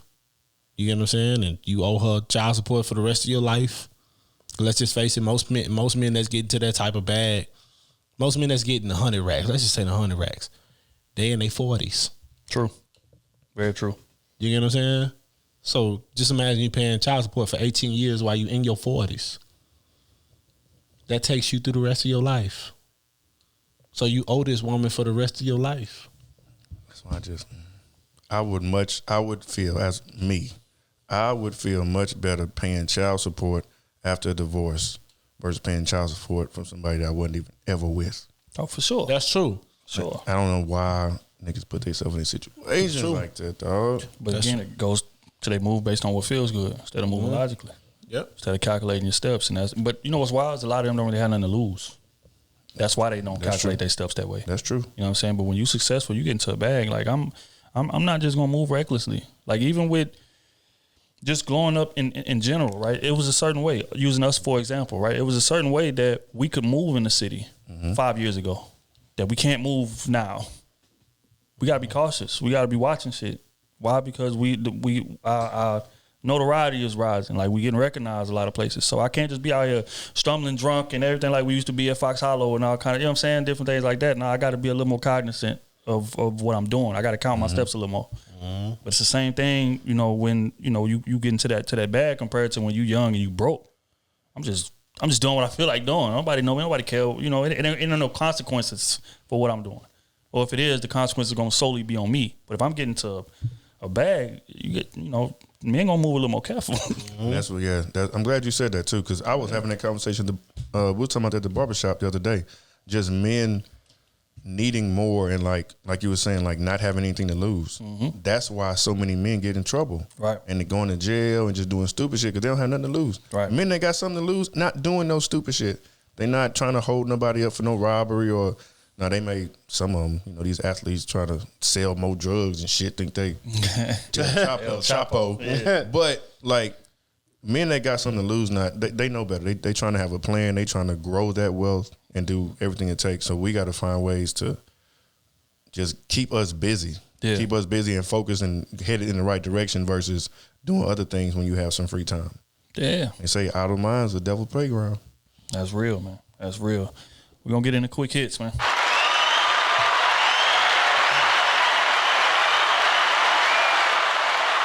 All right, this was sent in. I'm just gonna read it. Told me to put it in the quick hits. Okay, what's up? Y'all boys is getting sneaky with y'all questions. You know what I'm saying? But I'm gonna let it slide. Here's a topic. Is true companionship real in a marriage, or quote unquote equally yoked? In the old days, women selected who was best for survival. Most women want men who can teach them and don't date men on their intelligence level. Can a teacher ever be true friends with a student? So essentially, he's asking, in a marriage, is there a such thing as equally yoked? If I'm supposed to be the teacher and you the student, or I'm the leader and you the follower. That's a good question. It is. That's a hell of a question. And yeah, you can be equally yoked. Yeah, that's the true thing of that. Yes, because equal does not mean the same. So yes. That's a bar. That's a bar. Equals does not mean the same. It's real. Yeah, go ahead. I don't want to expound. You know what I'm saying? I just have my one-liners. You know. This all good. Basically, I don't want to mess it up. I want to let that cook. I don't want to mess it up. I feel you, dog. I would say let that sizzle on your spirit. I would say that there is a such thing as equally yoked, and I'm gonna tell you why. Let's use that teacher-student example, right? A lot of times, a teacher learns just as much from the student as the student learns from the teacher. If we're gonna keep it G, absolutely. Because especially when you are older, right? Let's just stay in that teacher-student example. When you are older, a lot of times you get stuck in your ways, and the world is constantly changing, constantly adapting. You know what I'm saying? So your childhood or the things that made you or built your foundation may be a little different now than they are today, right? So if I'm the teacher and this is the student, let's use social media, for example, or internet, for example, right? A lot of teachers, you know, back when we was in school, they had zero idea what a MySpace is, what a Facebook, or well, I don't mess with that social media stuff. That's y'all, da-da-da-da. But what that means is that there's an ignorance level there, and something that a lot of us were born into. So it's like I could educate you on that, just like you educate me on biology or physics. I could educate you on social media because this is taking over the world. AR, different things like that, or AI, you know, different things like that. So it's like there's always something to be learned. It don't matter how old you get, we never stop learning, and you can learn something from everybody. Whether it's a bum on the street or a CEO of a Fortune 500 company, there's something to learn from everybody. So yes, there is a such thing as being equally yoked because, and again, I think it depends on how you view a marriage, right? I feel like that's a very traditional view. And I don't really think that applies today. I think you can be the leader of a group and somebody in your group may know more than you. Absolutely. If we gonna keep it real, like it's a bunch of CEOs walking around here. Say CEO of Apple, he can't actually get on that computer and code, but he's over Apple. You know what I'm saying? But I can't do it, but I can hire people to do that. My job is the vision. My job is the long term. You know, hey, this is the place we going. Now, how we get there, the technical details and things of that nature, I hired them for that. Exactly. So 5 plus 5 equal 10. But 4 plus 6 also equals 10. So I get your math. So can 3 plus 7. You know what I'm saying? And 2 plus 8. You know what I'm saying? But people don't understand that.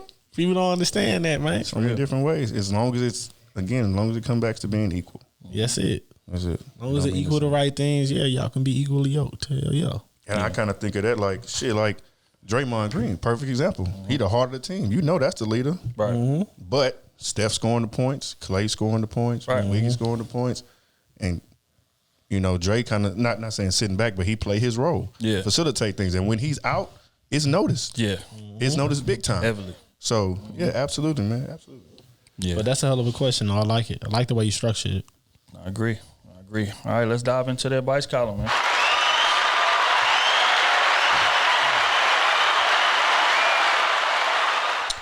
All right.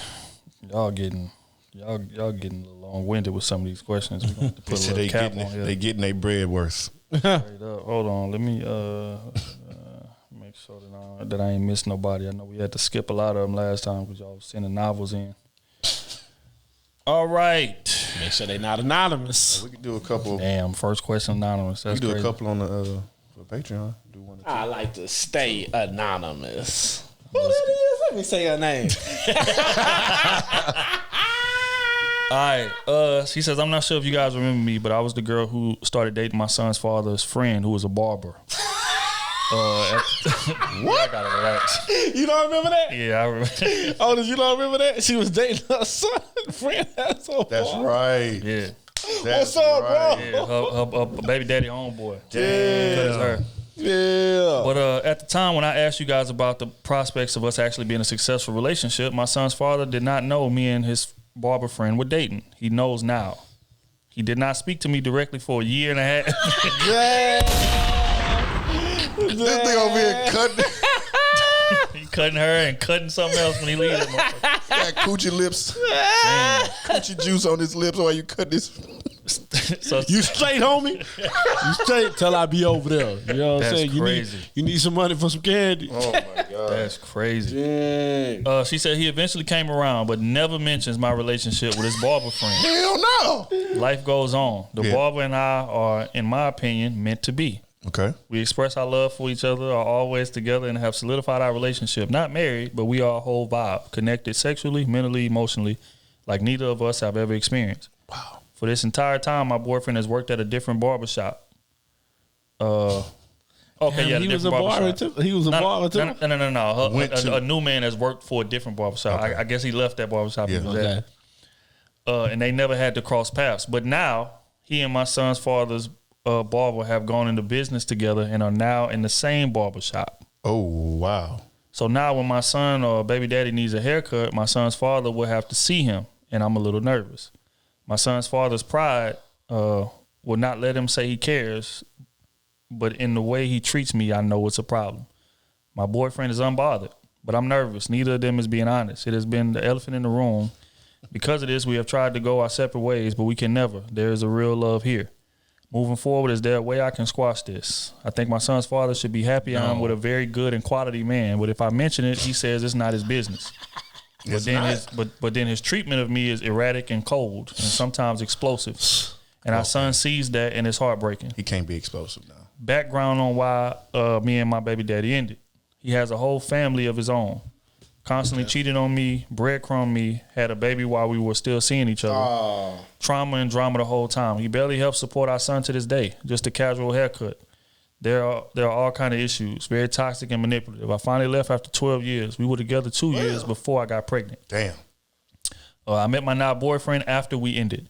It was a love at first sight for both of us, and we never separated. Been together for almost 4 years. I think my baby daddy thought I would always be there at his disposal. For a long time, 12 years, I was very unhappy and finally got the strength to leave.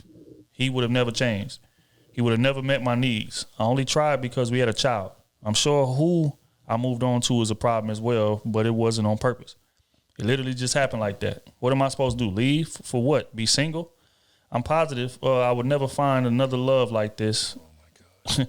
Nor do I need to. I have him. My baby daddy and I were not meant. We just had a child young and dumb. Our son is 10. And it should be water under the bridge. I should be able to move on and be happy and things stay above board for my son.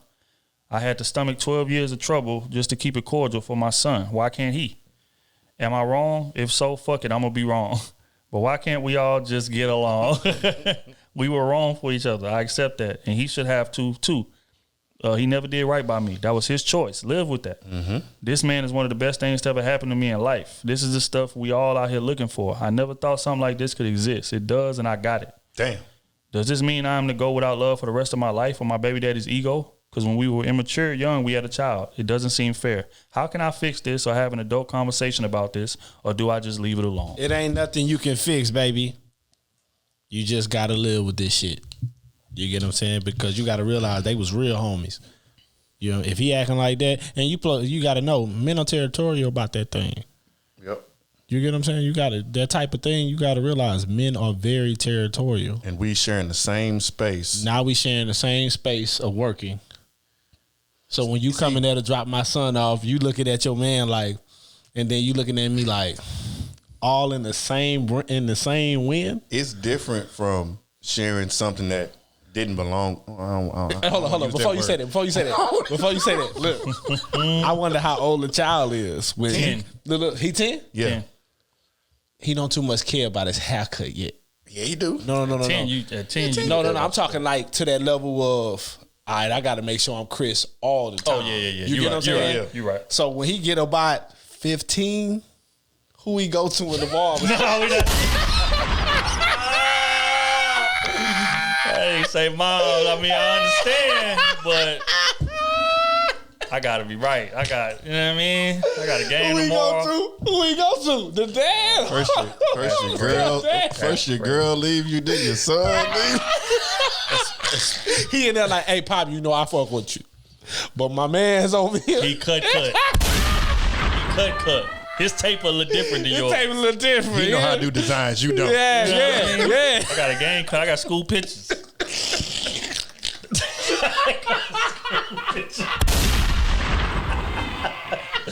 Yeah, I mean, What you want me to do, man?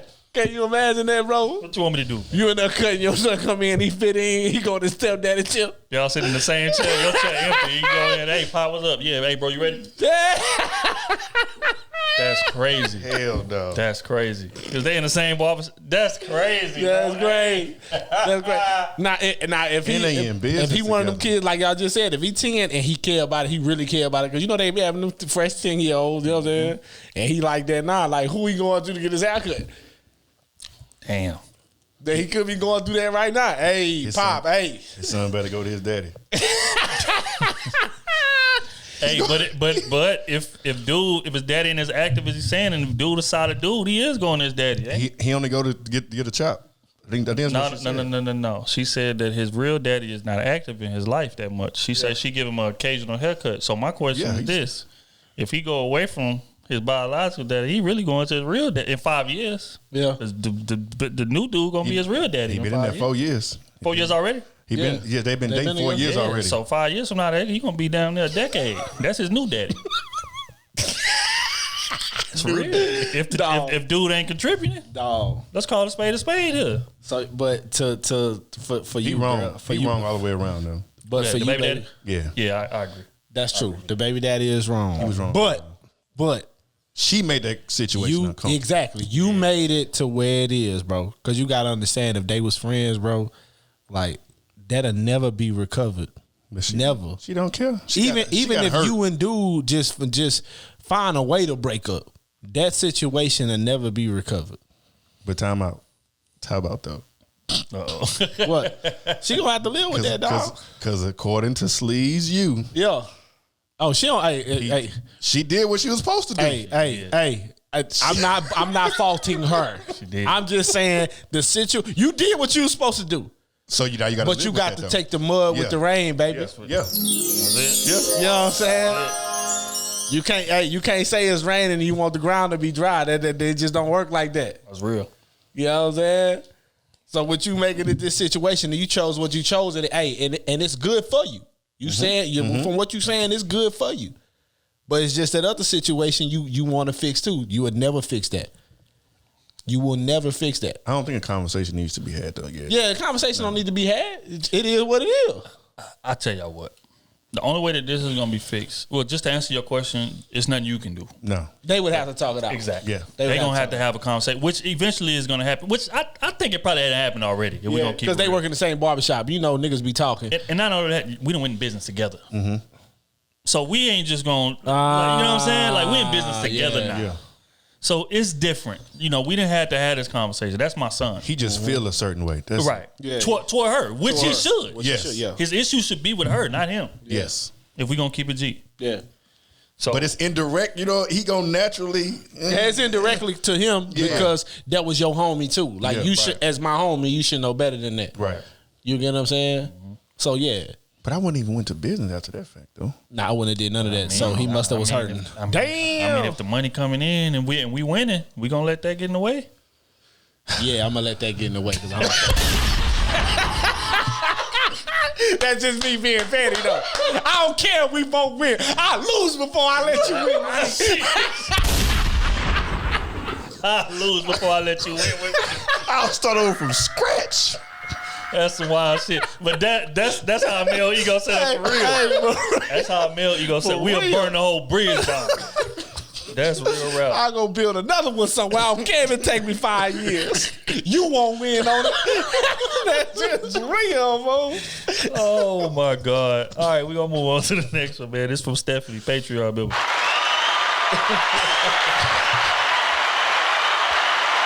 Nigga say I lose myself so you don't win. That's crazy. Hello, Krew season. I would like to share a cautionary anecdote for women watching the podcast. Please consider this anecdote for sharing on your next show. I purchased a session with the enigmatic Kevin Samuels for relationship advice. Mm-hmm. At the time and now, I was at a crossroads in considering going to college and changing my discipline to medical administration. The session cost me $1,099. Since I was paying for his time and effort, I thought I received a professional life coach consultant. I did not. He was callous, condescending, and a staunch believer of his preconceived notions on women. I didn't have the figures for the career as a medical administrator, which was a decision I was on the fence about. And he harped on his disdain for women and their ignorance. I have to make clear, I paid this man damn near $1,100 to help me with this. Based on my personal experience, paid for experience, Kevin Samuels is too far removed from the quote unquote humble to relate. And I left a Google review of this fact.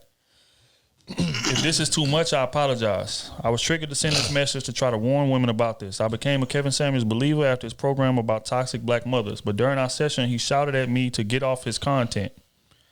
If this is share worthy, please share. If not, thank you for reading this entry. Much love and growth. Hey, you know what? I need to start charging for some relationship advice. Me too, man. I think I'm dead ass shit. I need to start doing that. You know what I'm saying? Like 500. A nigga charging 1,000. He ain't giving y'all no help. 500 with me. How much he give y'all an hour? I'll change your whole life in an hour. You know what I'm saying? Because I done been through every stage of marriage that you can even dream about. You know what I'm saying? I did not live my life, live with my wife, been the breadwinner, not been the breadwinner, living on my knees and all this type of shit here. Now I done been through all stages of marriage that a man could dream about in 10 years. I'm about to be 10 years married March 16th. Yeah. You know what I'm saying? What to be honest, what advice can a man 30 years give me? You ain't been through all this. Most men ain't gonna go through all that. Yeah. They'd have folded. So yeah, I need to start doing what he do, man. Y'all need some advice, man. Hey, come to your boy. The fee is 500, man. Y'all know I'm not condescending. I'm gonna give you the real. Yeah, I'm gonna give you the real, man. So what was more so her question? It wasn't a question. She was basically just warning women that this is. I signed up for one of his sessions, paid $1,100 for it, and this is what I got. You know I seen his reviews on that. A lot of women don't like, you know what I'm saying, what he's saying. Mm-hmm.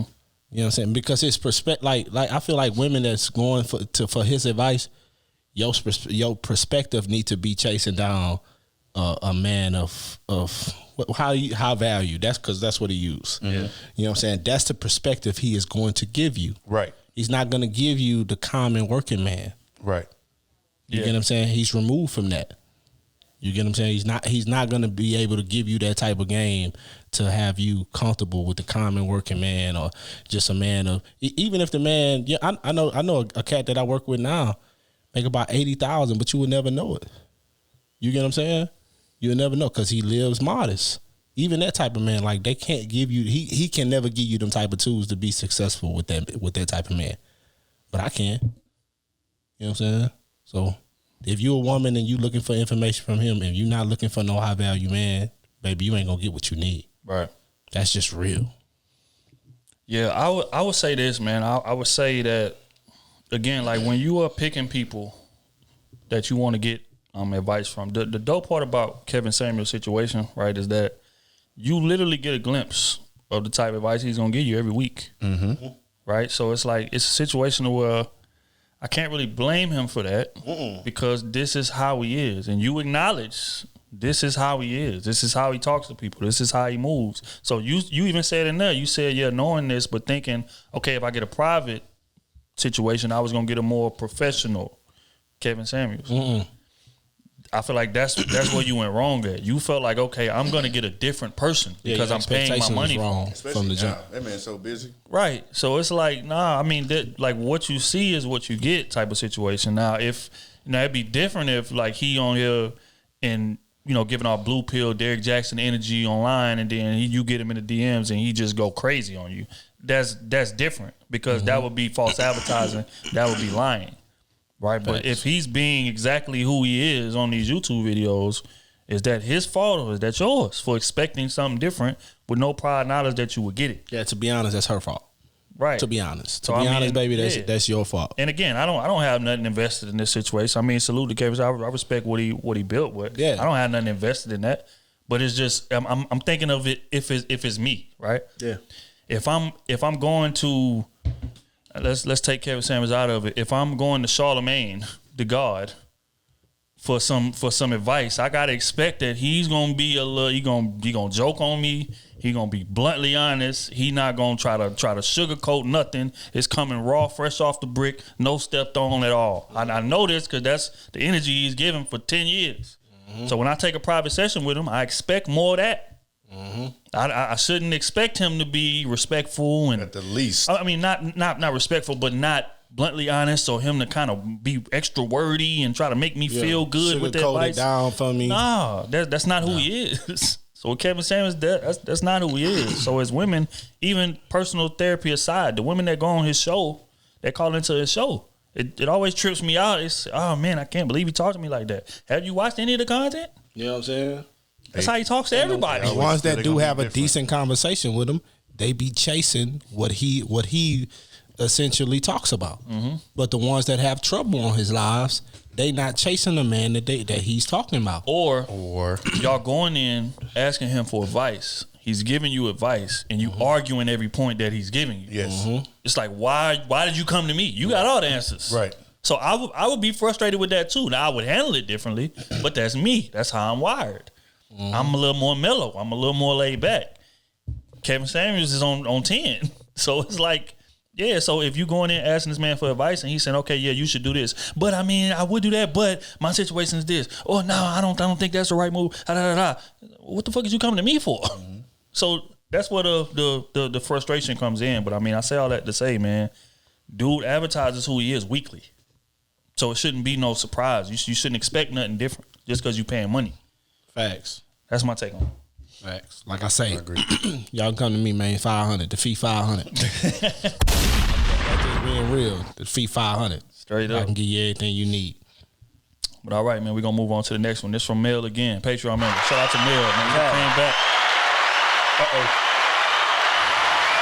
Oh, Lord. He said, see, now I was going to let y'all breathe, but then O said he want more sex questions. So I got you. Oh, God. With 3, and it gets tougher each one. Oh my God. He say, remember that heavenly goodness that I spoke about before? You talking about that box.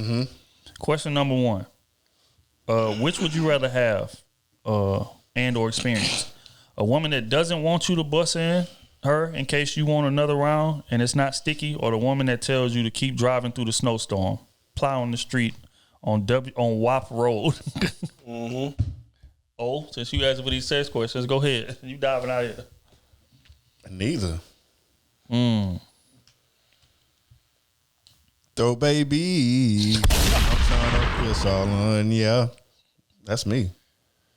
I don't know. Nah, but I don't, me personally, I don't like busting in women. And I can count on one hand how many times I've intentionally done it. I can count on one time how many I've done it. Boy, good. It's on your face, in your mind, on the cheek, booty cheek. Had to get clarity. You know. So I don't. I be scared, man. I ain't trying to rate. Not right now. All right. Question number 2. Do you guys find it possible for a man to try and get a woman pregnant on accident? To clarify, I mean on an accidental purpose. Everything right between you and shorty. Having the kids together wouldn't hurt neither. Y'all don't have a reason to have one, but her walls of suffocation through the halls of no return, from the uterus to luminous, as you feel and see deserve. You coming with the word. You got the word play. Crazy as hell, dog. So the question is, would you rather have? Do you guys find it possible for a man to try and get a woman pregnant on accident? What? When I did it, it was on purpose. You knew I was going in. The times I did it, I said, I'm letting loose. Yeah, I only nutted in my wife ever. That's in it. Everybody else now. Everybody else I ever had sex with, no. I don't trust you, baby. Never will. Yeah, I don't believe having a kid is an accident. Yeah, I think that ain't no accident. Nah, but again, what he's saying, accident on purpose, basically meaning that I'm taking what feels good to me in the moment. I don't plan to have a kid, but it just feels good to me in the moment. A kid is byproduct of that, so it's accidental on purpose. I wanted to bust in you, but I didn't want to have a kid. No. Do I think that's possible? No. Because at the end of the day, when you bust in her, it'd be different if you was ignorant of the fact, hey, if I bust in you, a child could come here. But that's not the case. We all know that if I bust in you, it's a possibility. Yes. Right. So that takes the accident part out. Now, if you made that decision, you gotta live with what come with that. It's that type of situation. Only accident is you got a little pre. do pre, and it just drip and boom. But I mean, even then, right? We know that that's a possibility. Yeah, that's true. No, that's true. You know what I'm saying? So it's like, okay, chances. That's true. I'm gonna just take head instead, or I'm gonna wear a condom. You know what I'm saying? So, or you on birth control or something. But if you ain't, moving like how you supposed to be moving, then you gotta take what come with that. Yes, That's just what it is. Third one, you walk into your crib, and as soon as you close the door, you hear freeze, hands up, don't move, or your wife gets it. You look and see she is tied down with her mouth forced open. She then gets it on the face and in the mouth with 100% guarantee of swallowing. The robber has one load left and demands you give him your social. For all you know, she may already be impregnated before you arrive. This was all forced. Is she still your wife after the situation has been resolved? Run that back. So basically, he's saying you walk in your crib and it's getting robbed. Your wife is tied up. Dude in there beating your wife down, but he got a pistol. You don't move. Handcuff yourself, whatever the case may be, to where you are forced to watch this thing. Okay. He's saying that if this is the case, after it's over with, is she still your wife? Yeah. Yeah, that's to my wife. Yeah, why would? Because first off, when I find you, she gonna kill you. You know what I'm saying? I'm gonna make sure we put bullets in you together. You better knock me off on the spot. I don't know, man. I think I'm too vindictive. I would probably try to knock off your whole bloodline.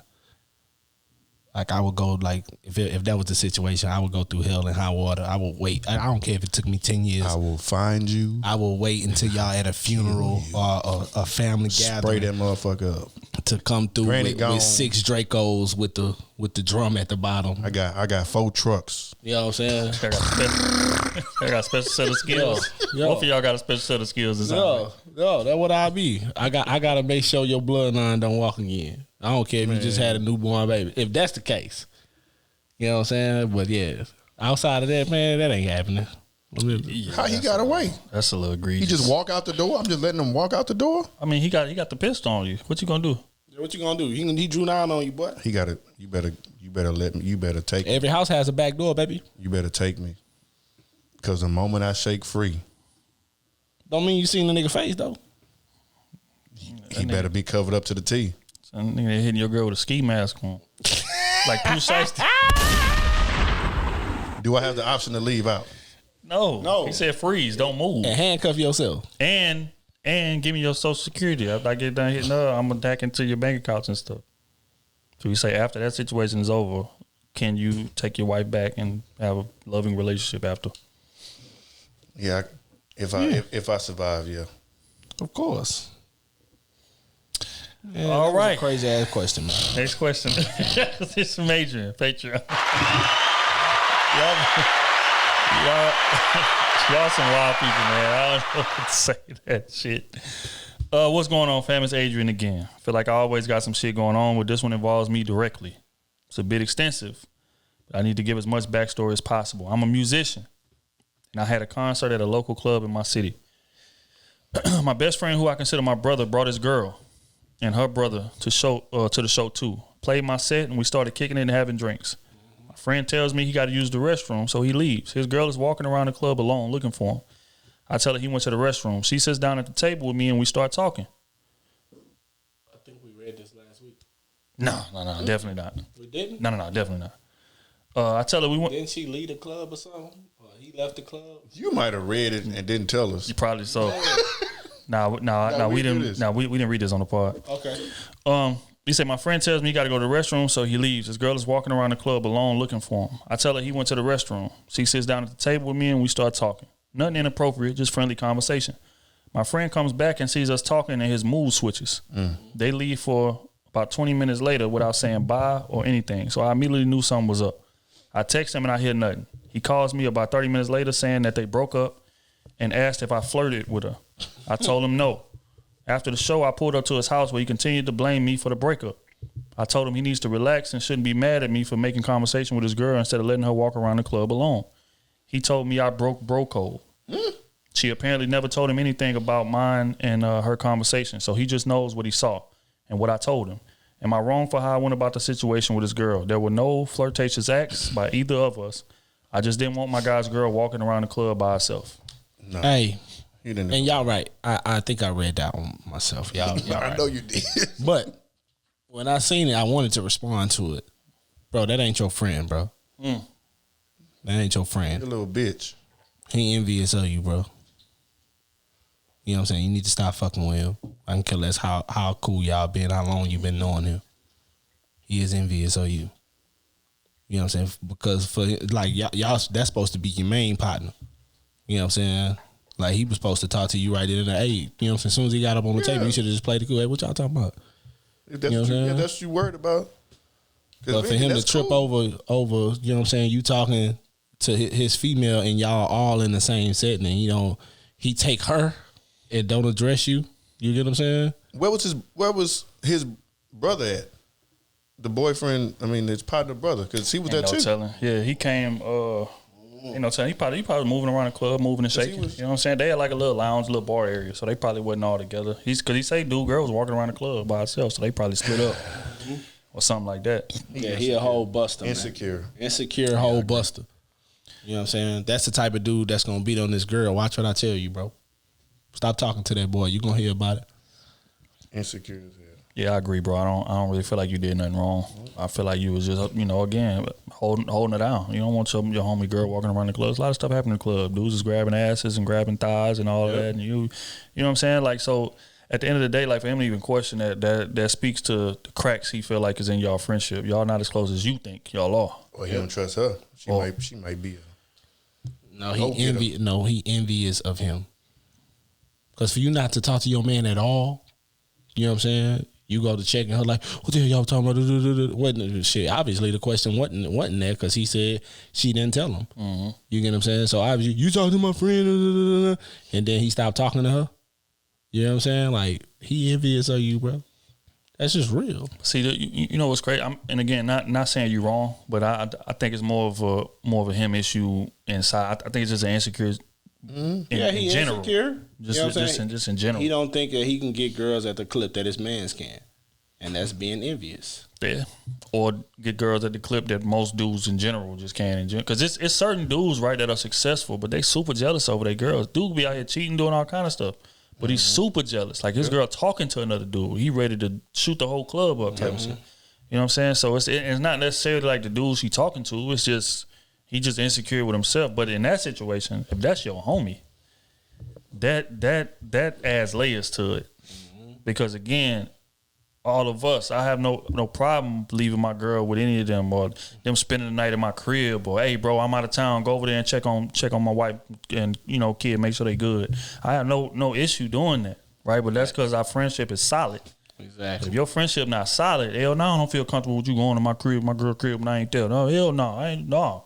It's that type of stuff, you know what I'm saying? And y'all are in a public place. It's not like y'all at a kickback and you walk in the room and you and his girl. It ain't like you was trying to hide. You know what I mean? But you know what it was? It was the fact that he came back and they was kikiing. That's what it was. That's what it was. That's what it was. He felt some type of way because they was laughing when he. Damn, I don't never make her laugh like that. I seen all her teeth when she was laughing. Yeah, she looking like she just want to eat, homie. That's real. That's real though. Was. So it's just like, come on, nigga, like she'll never laugh at my joke. This crazy. But to answer the question, bro, you ain't do nothing wrong, bro. And you pulled up, you text. Yeah, leave either one or two things, right? Leave dude alone completely, which would be my vote. Mm-hmm. But for two, if y'all can come around, have a real conversation, and he can admit to his wrongs. Because don't get me wrong, everybody slip up every now and again. Telling dude might be going through something with his girl. Ain't no telling. Dudes act out of character when it comes to women sometimes, right? Mm-hmm. But if it's a continued thing, then it's like, okay, you have deep-seated issues. Now, it's different if, okay, this is a once in a blue moon opportunity. He came out and started acting crazy blue moon. You can kind of have a little more grace for that. It's like, bro, what the hell going on, bro? You know me better than that. And y'all can have that conversation to get past it. They broke up. But if it's a situation where, and you know him because y'all been rocking for a long time. Think back. If this has been him throughout the duration of y'all relationship, it's time to walk away. I was gonna say that, hey, if he one of them type of dudes, if you could think back and like chicks that you've talked to in the past, he tried to backdoor and talk to them and all this type of stuff, bro, that ain't your partner, bro. Right. That ain't your partner, bro. So you just need to think on all this, bro, like for real. And you need, and if that's the case, if all that's the case, you need to leave bro alone, folks. You need to leave him alone, cause like I say, I know a person that did that. That boy kill you and take your whole body, boy. If he could, he would take your whole body and become you. For real. So leave that alone, man. That's real. All right, man. We're gonna move to the last one of the day. Okay. This is from Aaliyah, Patreon member. Let's start from Aaliyah. It says, hey, fellas, thank you for all that you do. I tune in every week, and I love seeing Trill on King Talk Tuesdays on the Lapeef Network. Wish the whole gang could be there. Recently, my boyfriend and I had a conversation about his upbringing and his relationship with his parents. He's fortunate to have parents, but he is aware of the pain he has been through in his life because of them. Towards the end of the conversation, he told me he's afraid to be a father and repeat behavior from his parents. Do you fellas have any advice for couples starting families raised with poor structure? Thank you for your time. Well, I do. I got a lot of experience. I just had to check my mama ex-husband that I knew for shit. I'm 31. I knew him for 24 years. You know what I'm saying? Because he was out here running around here telling people he knew me. Like, boy, you don't know me at all, boy. Don't you ever say you know me ever again. So that's your homie. You ain't claiming him no more? Don't ever say you knew me. You told me he turned into the man you are today. Shit, he did. Hey, why you playing? Why you playing? The opposite. It was the opposite. I get what you're saying, though. I get what you're saying. He did. I'm everything you want to be. You know what I'm saying? I'm everything you can't be. You know, so tell your man, don't be afraid of that. Just be everything. Like what the problem is, people forget they was kids, bro. Yeah. I was talking about this on Clubhouse the other day. You know what I'm saying? We was talking about parent stuff and all that. But people forget that you was once a child, bro. And if you grew up in a structure that was all messed up, just be everything that wasn't. And you doing something. Yep. Be everything that wasn't for you when you was in that moment. Just remember how you felt through all that, not getting stuff, and you know what I'm saying, you being the last, and you know what I'm saying, your parents may be beating on you and all this type of stuff. It's different ways to raise a family and have great structure. Yeah. You know what I'm saying? So you just gotta remember all that and do the opposite. You know what I'm saying? Of what you feel is right. And I guarantee you it's gonna go the way you want it to go. You know what I'm saying? So don't be scared of that.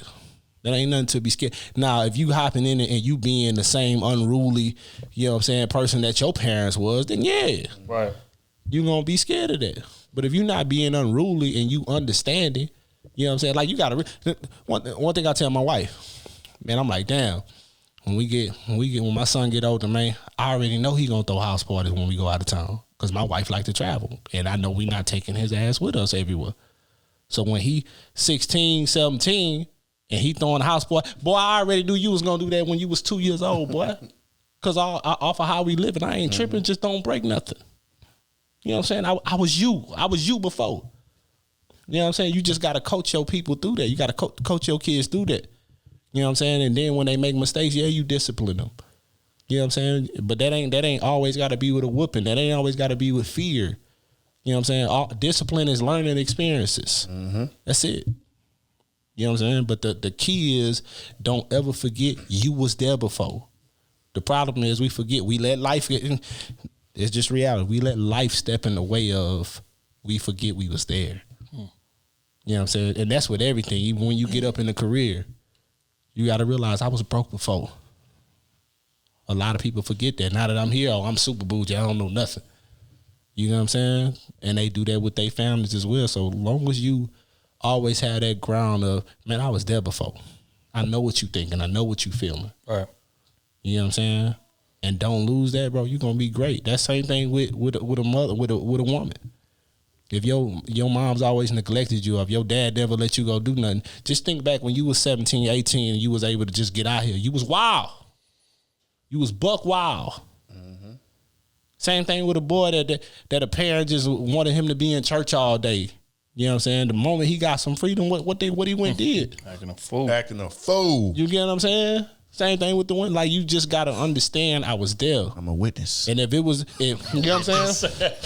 And if you know you was messing up for real, you get what I'm saying? Or the situation was messed up, do the opposite of that. You get what I'm saying? But kids, you gotta realize kids gonna be kids, bro. They gonna make the mistakes. And you gotta allow them to make the mistakes, bro. Yep. Because if you don't, the moment they get out here, shit, they gonna make even bigger mistakes. Yeah. If you try to control everything in that box, just like, oh, now you can't do this, you can't do that. The moment they are able to leave you, they're going to make the biggest mistakes that you will never control. And then they gonna be looking like, I ain't trying to hit you. Right. I'm on my own. So long as you got that in you, bro, like, you can't fail. Like, in my opinion, you can't fail. So that's what I would tell you. Yeah, I agree with everything bro saying. I would just add that, I know the irony of like growing up in situations to where it's not ideal or like trauma or whatever the case may be is that you kind of inherit it subconsciously. And it takes day-to-day work for you to kind of escape it or to kind of do something different, right? Like, regardless of how much you hated it when you was young, if you experience enough of it, it becomes your normal. And even though, you want to shy away from it, you'll get older and you'll get in a relationship and you'll find yourself repeating some of the same stuff that you hated. I do it myself. I got to catch myself sometimes. You know what I'm saying? And, just like simple things like cussing around my daughter, different things like that. Like when we was kids, it was cuss words flying 100 miles an hour in the house. You know what I'm saying? So as an adult, you'll grow up and you'll find yourself moving with that same free, whatever, they'll be all right. Yeah, just talking crazy, you know what I'm saying? But you got to catch yourself like, wait a minute. Mm-hmm. That's not right. That wasn't right. So I'm going to make a conscious effort to do something different, right? Same thing with like affection. Growing up in my household, I didn't see a lot of affection. Yeah. My mom and daddy didn't really hug and kiss and same here. All that stuff, you know what I'm saying? So as I get older, I start to realize, I get older and get in relationships, I start to realize that I'm very callous. Mm-hmm. I'm very like just kind of standoffish. And, it doesn't mean that I don't love her, but it's just that's just not what I'm used to seeing. You know what I'm saying? So subconsciously, I would have, I inherited it. Even though when I was younger, I would have loved to see them be a bit more affectionate, you know what I'm saying? But that just wasn't my situation. And I always say, when I get older, I'm going to run my situation different. But then you get older and again, subconsciously you got to catch yourself. Like, damn, I ain't hugged her today. Hey, baby, come here. Let me hug you. Hey, everything all right? Da, da, da, da. Like really show that affection, but you got to make it a point to like want to change it. You got to emphasize it. And that's what Smooth talking about. Think back to when you was younger. How did that make you feel? Or think back to when you was young and you said, nah, I'm not doing that when I get older. And that's going to kind of help you, refresh yourself and like, wait, let me catch myself. I want to set a new standard, so I'm going to move a different way. And that has literally been the story of my relationship. It's reprogramming, erasing old things that I seen when I was younger that was wrong and trying to create something that's a bit more productive, that's a bit more beneficial to the relationship. Mm-hmm. And, it done been successful thus far. So, I mean, to answer the question, I'll just say that it is possible, but you got to be patient with him. But not only be patient, make sure that he's doing the work to fix that. Yeah. Because if he don't, he just going to repeat the same cycle he's seen.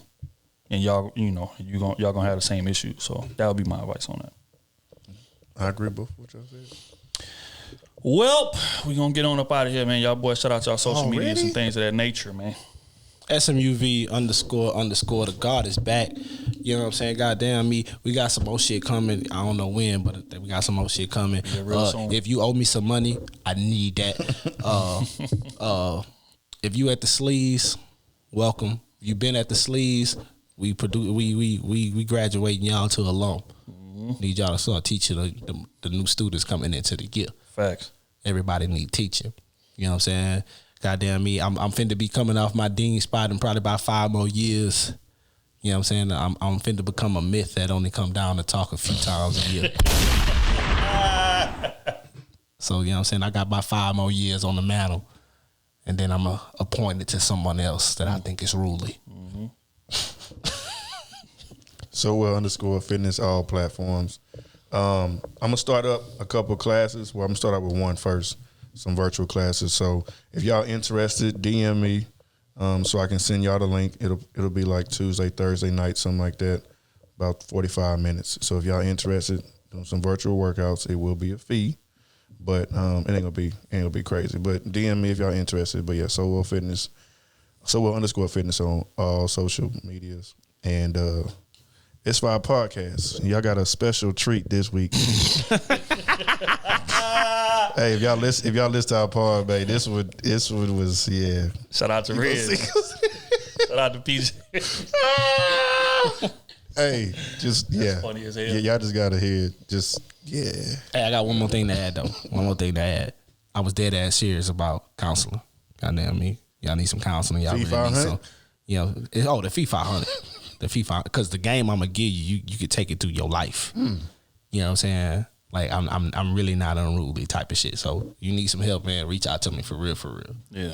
You know what I'm saying? I done been through really all stages of marriage that you could think about. Long distance, like I know they say long distance shit is a no, but I done went through that. I done went through all that. it's possible. Matter of fact, I went through that 3 times. It's possible. You get what I'm saying? So I did everything. Every fucking thing you can think about in marriage, I done done it. I done made a lot of mistakes. Yeah. But I'm here though. I'm still standing. Yeah. We still thriving. D_AC everywhere, man. Y'all, I know where to find me at. Instagram, Twitter, everywhere. Make sure y'all following the Krew Season pages. Make sure y'all telling a friend to tell a friend. Keep liking, subscribing, leaving rates and reviews. We read all of them. Please rate and Salute to y'all leaving on all of the streaming platforms. I'll be up there seeing y'all, man, for sure. We appreciate that. Stop being so damn messy though. Some of y'all be messy as hell in them comments. What they be saying? Oh, You know what they be saying. I love They be the trying mess. to cause tension. I love the mess. yeah. Trying to cause tension. And Kenny don't like y'all. Oh, no, they they don't like said each that. other. Yeah. Kenny don't like them. Y'all throwing off the dynamic. Shut your ass up. Kenny don't like them. Dynamic D's. Nah, man. You know what? We are just fine. Go breathe. Take 10 deep breaths in some water. We acting like Make it come out at me. we acting like come out at me. we acting like how guys act. And for y'all that don't understand, you just don't understand. Yeah. Y'all will never understand. Yeah, because you ain't had your father in your life. your brother too soft. Yeah, nah, man. Don't. To the people that are on the fan, I guess, so to the people that's kind of new to us, Yeah, because we got a lot of new fans, and maybe y'all may see something and take it out of context. Let me just give you a bit of context. We've been cool since we was in grade school. We are 32 plus. You do the math on that. We've had these type of arguments a million times. Exactly. It's nothing new. It's Yeah, just we didn't have big arguments. Way big arguments. Way big. way big arguments. Loyalty. We didn't have way big arguments. But at the end of the day, man, we all brothers. We all love each other. And we argue like that and get off the camera and go to a happy hour and grab a drink. Exactly. We all feel like, man, we're gonna put each other in the ground. That's just what it is. Hopefully, y'all gonna put me first, but. Nah, but you know what I'm saying? Like we really feel like that.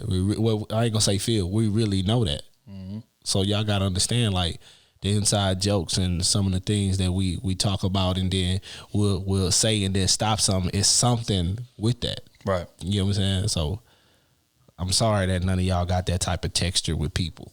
Yeah, you get what I'm saying? But we're a super layer. You know what I'm saying? Yeah, real rap. Y'all might see a little more outside. Cause y'all, so another thing too, they get the pod us. Yeah, they don't get the. They don't get the everyday outside. Yeah, right. That's it ain't night and day, but we just it's a little different. Y'all just gotta be that and understand. It's a little different when you're under that press. Which is why I'm trying to set up this live show. I can't give y'all a time period. Summertime is coming. So we gonna right. We doing it here, right? Yeah. Houston, Texas. Live show here in Houston, summertime. We don't know the date yet.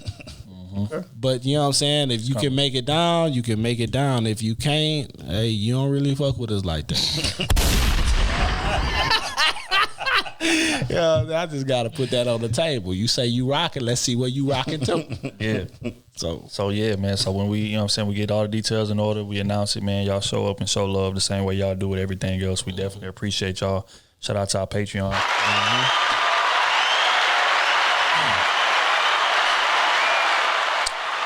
But yeah, if you ain't on the Patreon, tap into the Patreon. We get DMs all the time. Hey, how can I get my question answered on the pod? Hey, can I get my question answered? For y'all sending questions outside of Patreon, it's probably not gonna get answered. That's just honest. We have so many questions. So many damn questions. A lot of questions. I still got 10 that I didn't get to in Patreon this week, and they just keep coming in every day. You know what I'm saying? So you can imagine where your question, if you're not on Patreon, falls at the chance of it getting answered. So to guarantee your question gets answered, subscribe to the Patreon, any tier. We got multiple tiers. Just sign up for one. It's only You get your question $2, answered. bro, for the lowest tier. $2, bro. They don't love us that much. You know what I'm saying? So, but that's just the question. So for people, so please stop sending me questions in my DMs. Essentially, what I'm getting at. But yeah, on that note, man, we gonna get up out of here. We got some things coming. All of the powder blue sweaters are gone. That's another thing I want to announce. Shout out for y'all showing up and showing love for that. And again, that's a limited edition item. If you didn't get it, you asked out. We are not re-releasing them. We are not restocking them. It just is what it is. You missed it. And going forward, that's how we're gonna do with all our pieces. Hold on now. I will personally restock it for you for $1,000. Nigga always hustle. Nigga always find a hustle. Hey, my hustle never leave me, baby. It'll never leave me. But the brick gonna cost you, hear me? Cause on the back end, I gotta hit. I gotta hit for my niggas. So if I'm gonna hit, my pocket's gonna be fat. It's gonna be something I can break down with the crew. Yeah, that's real though.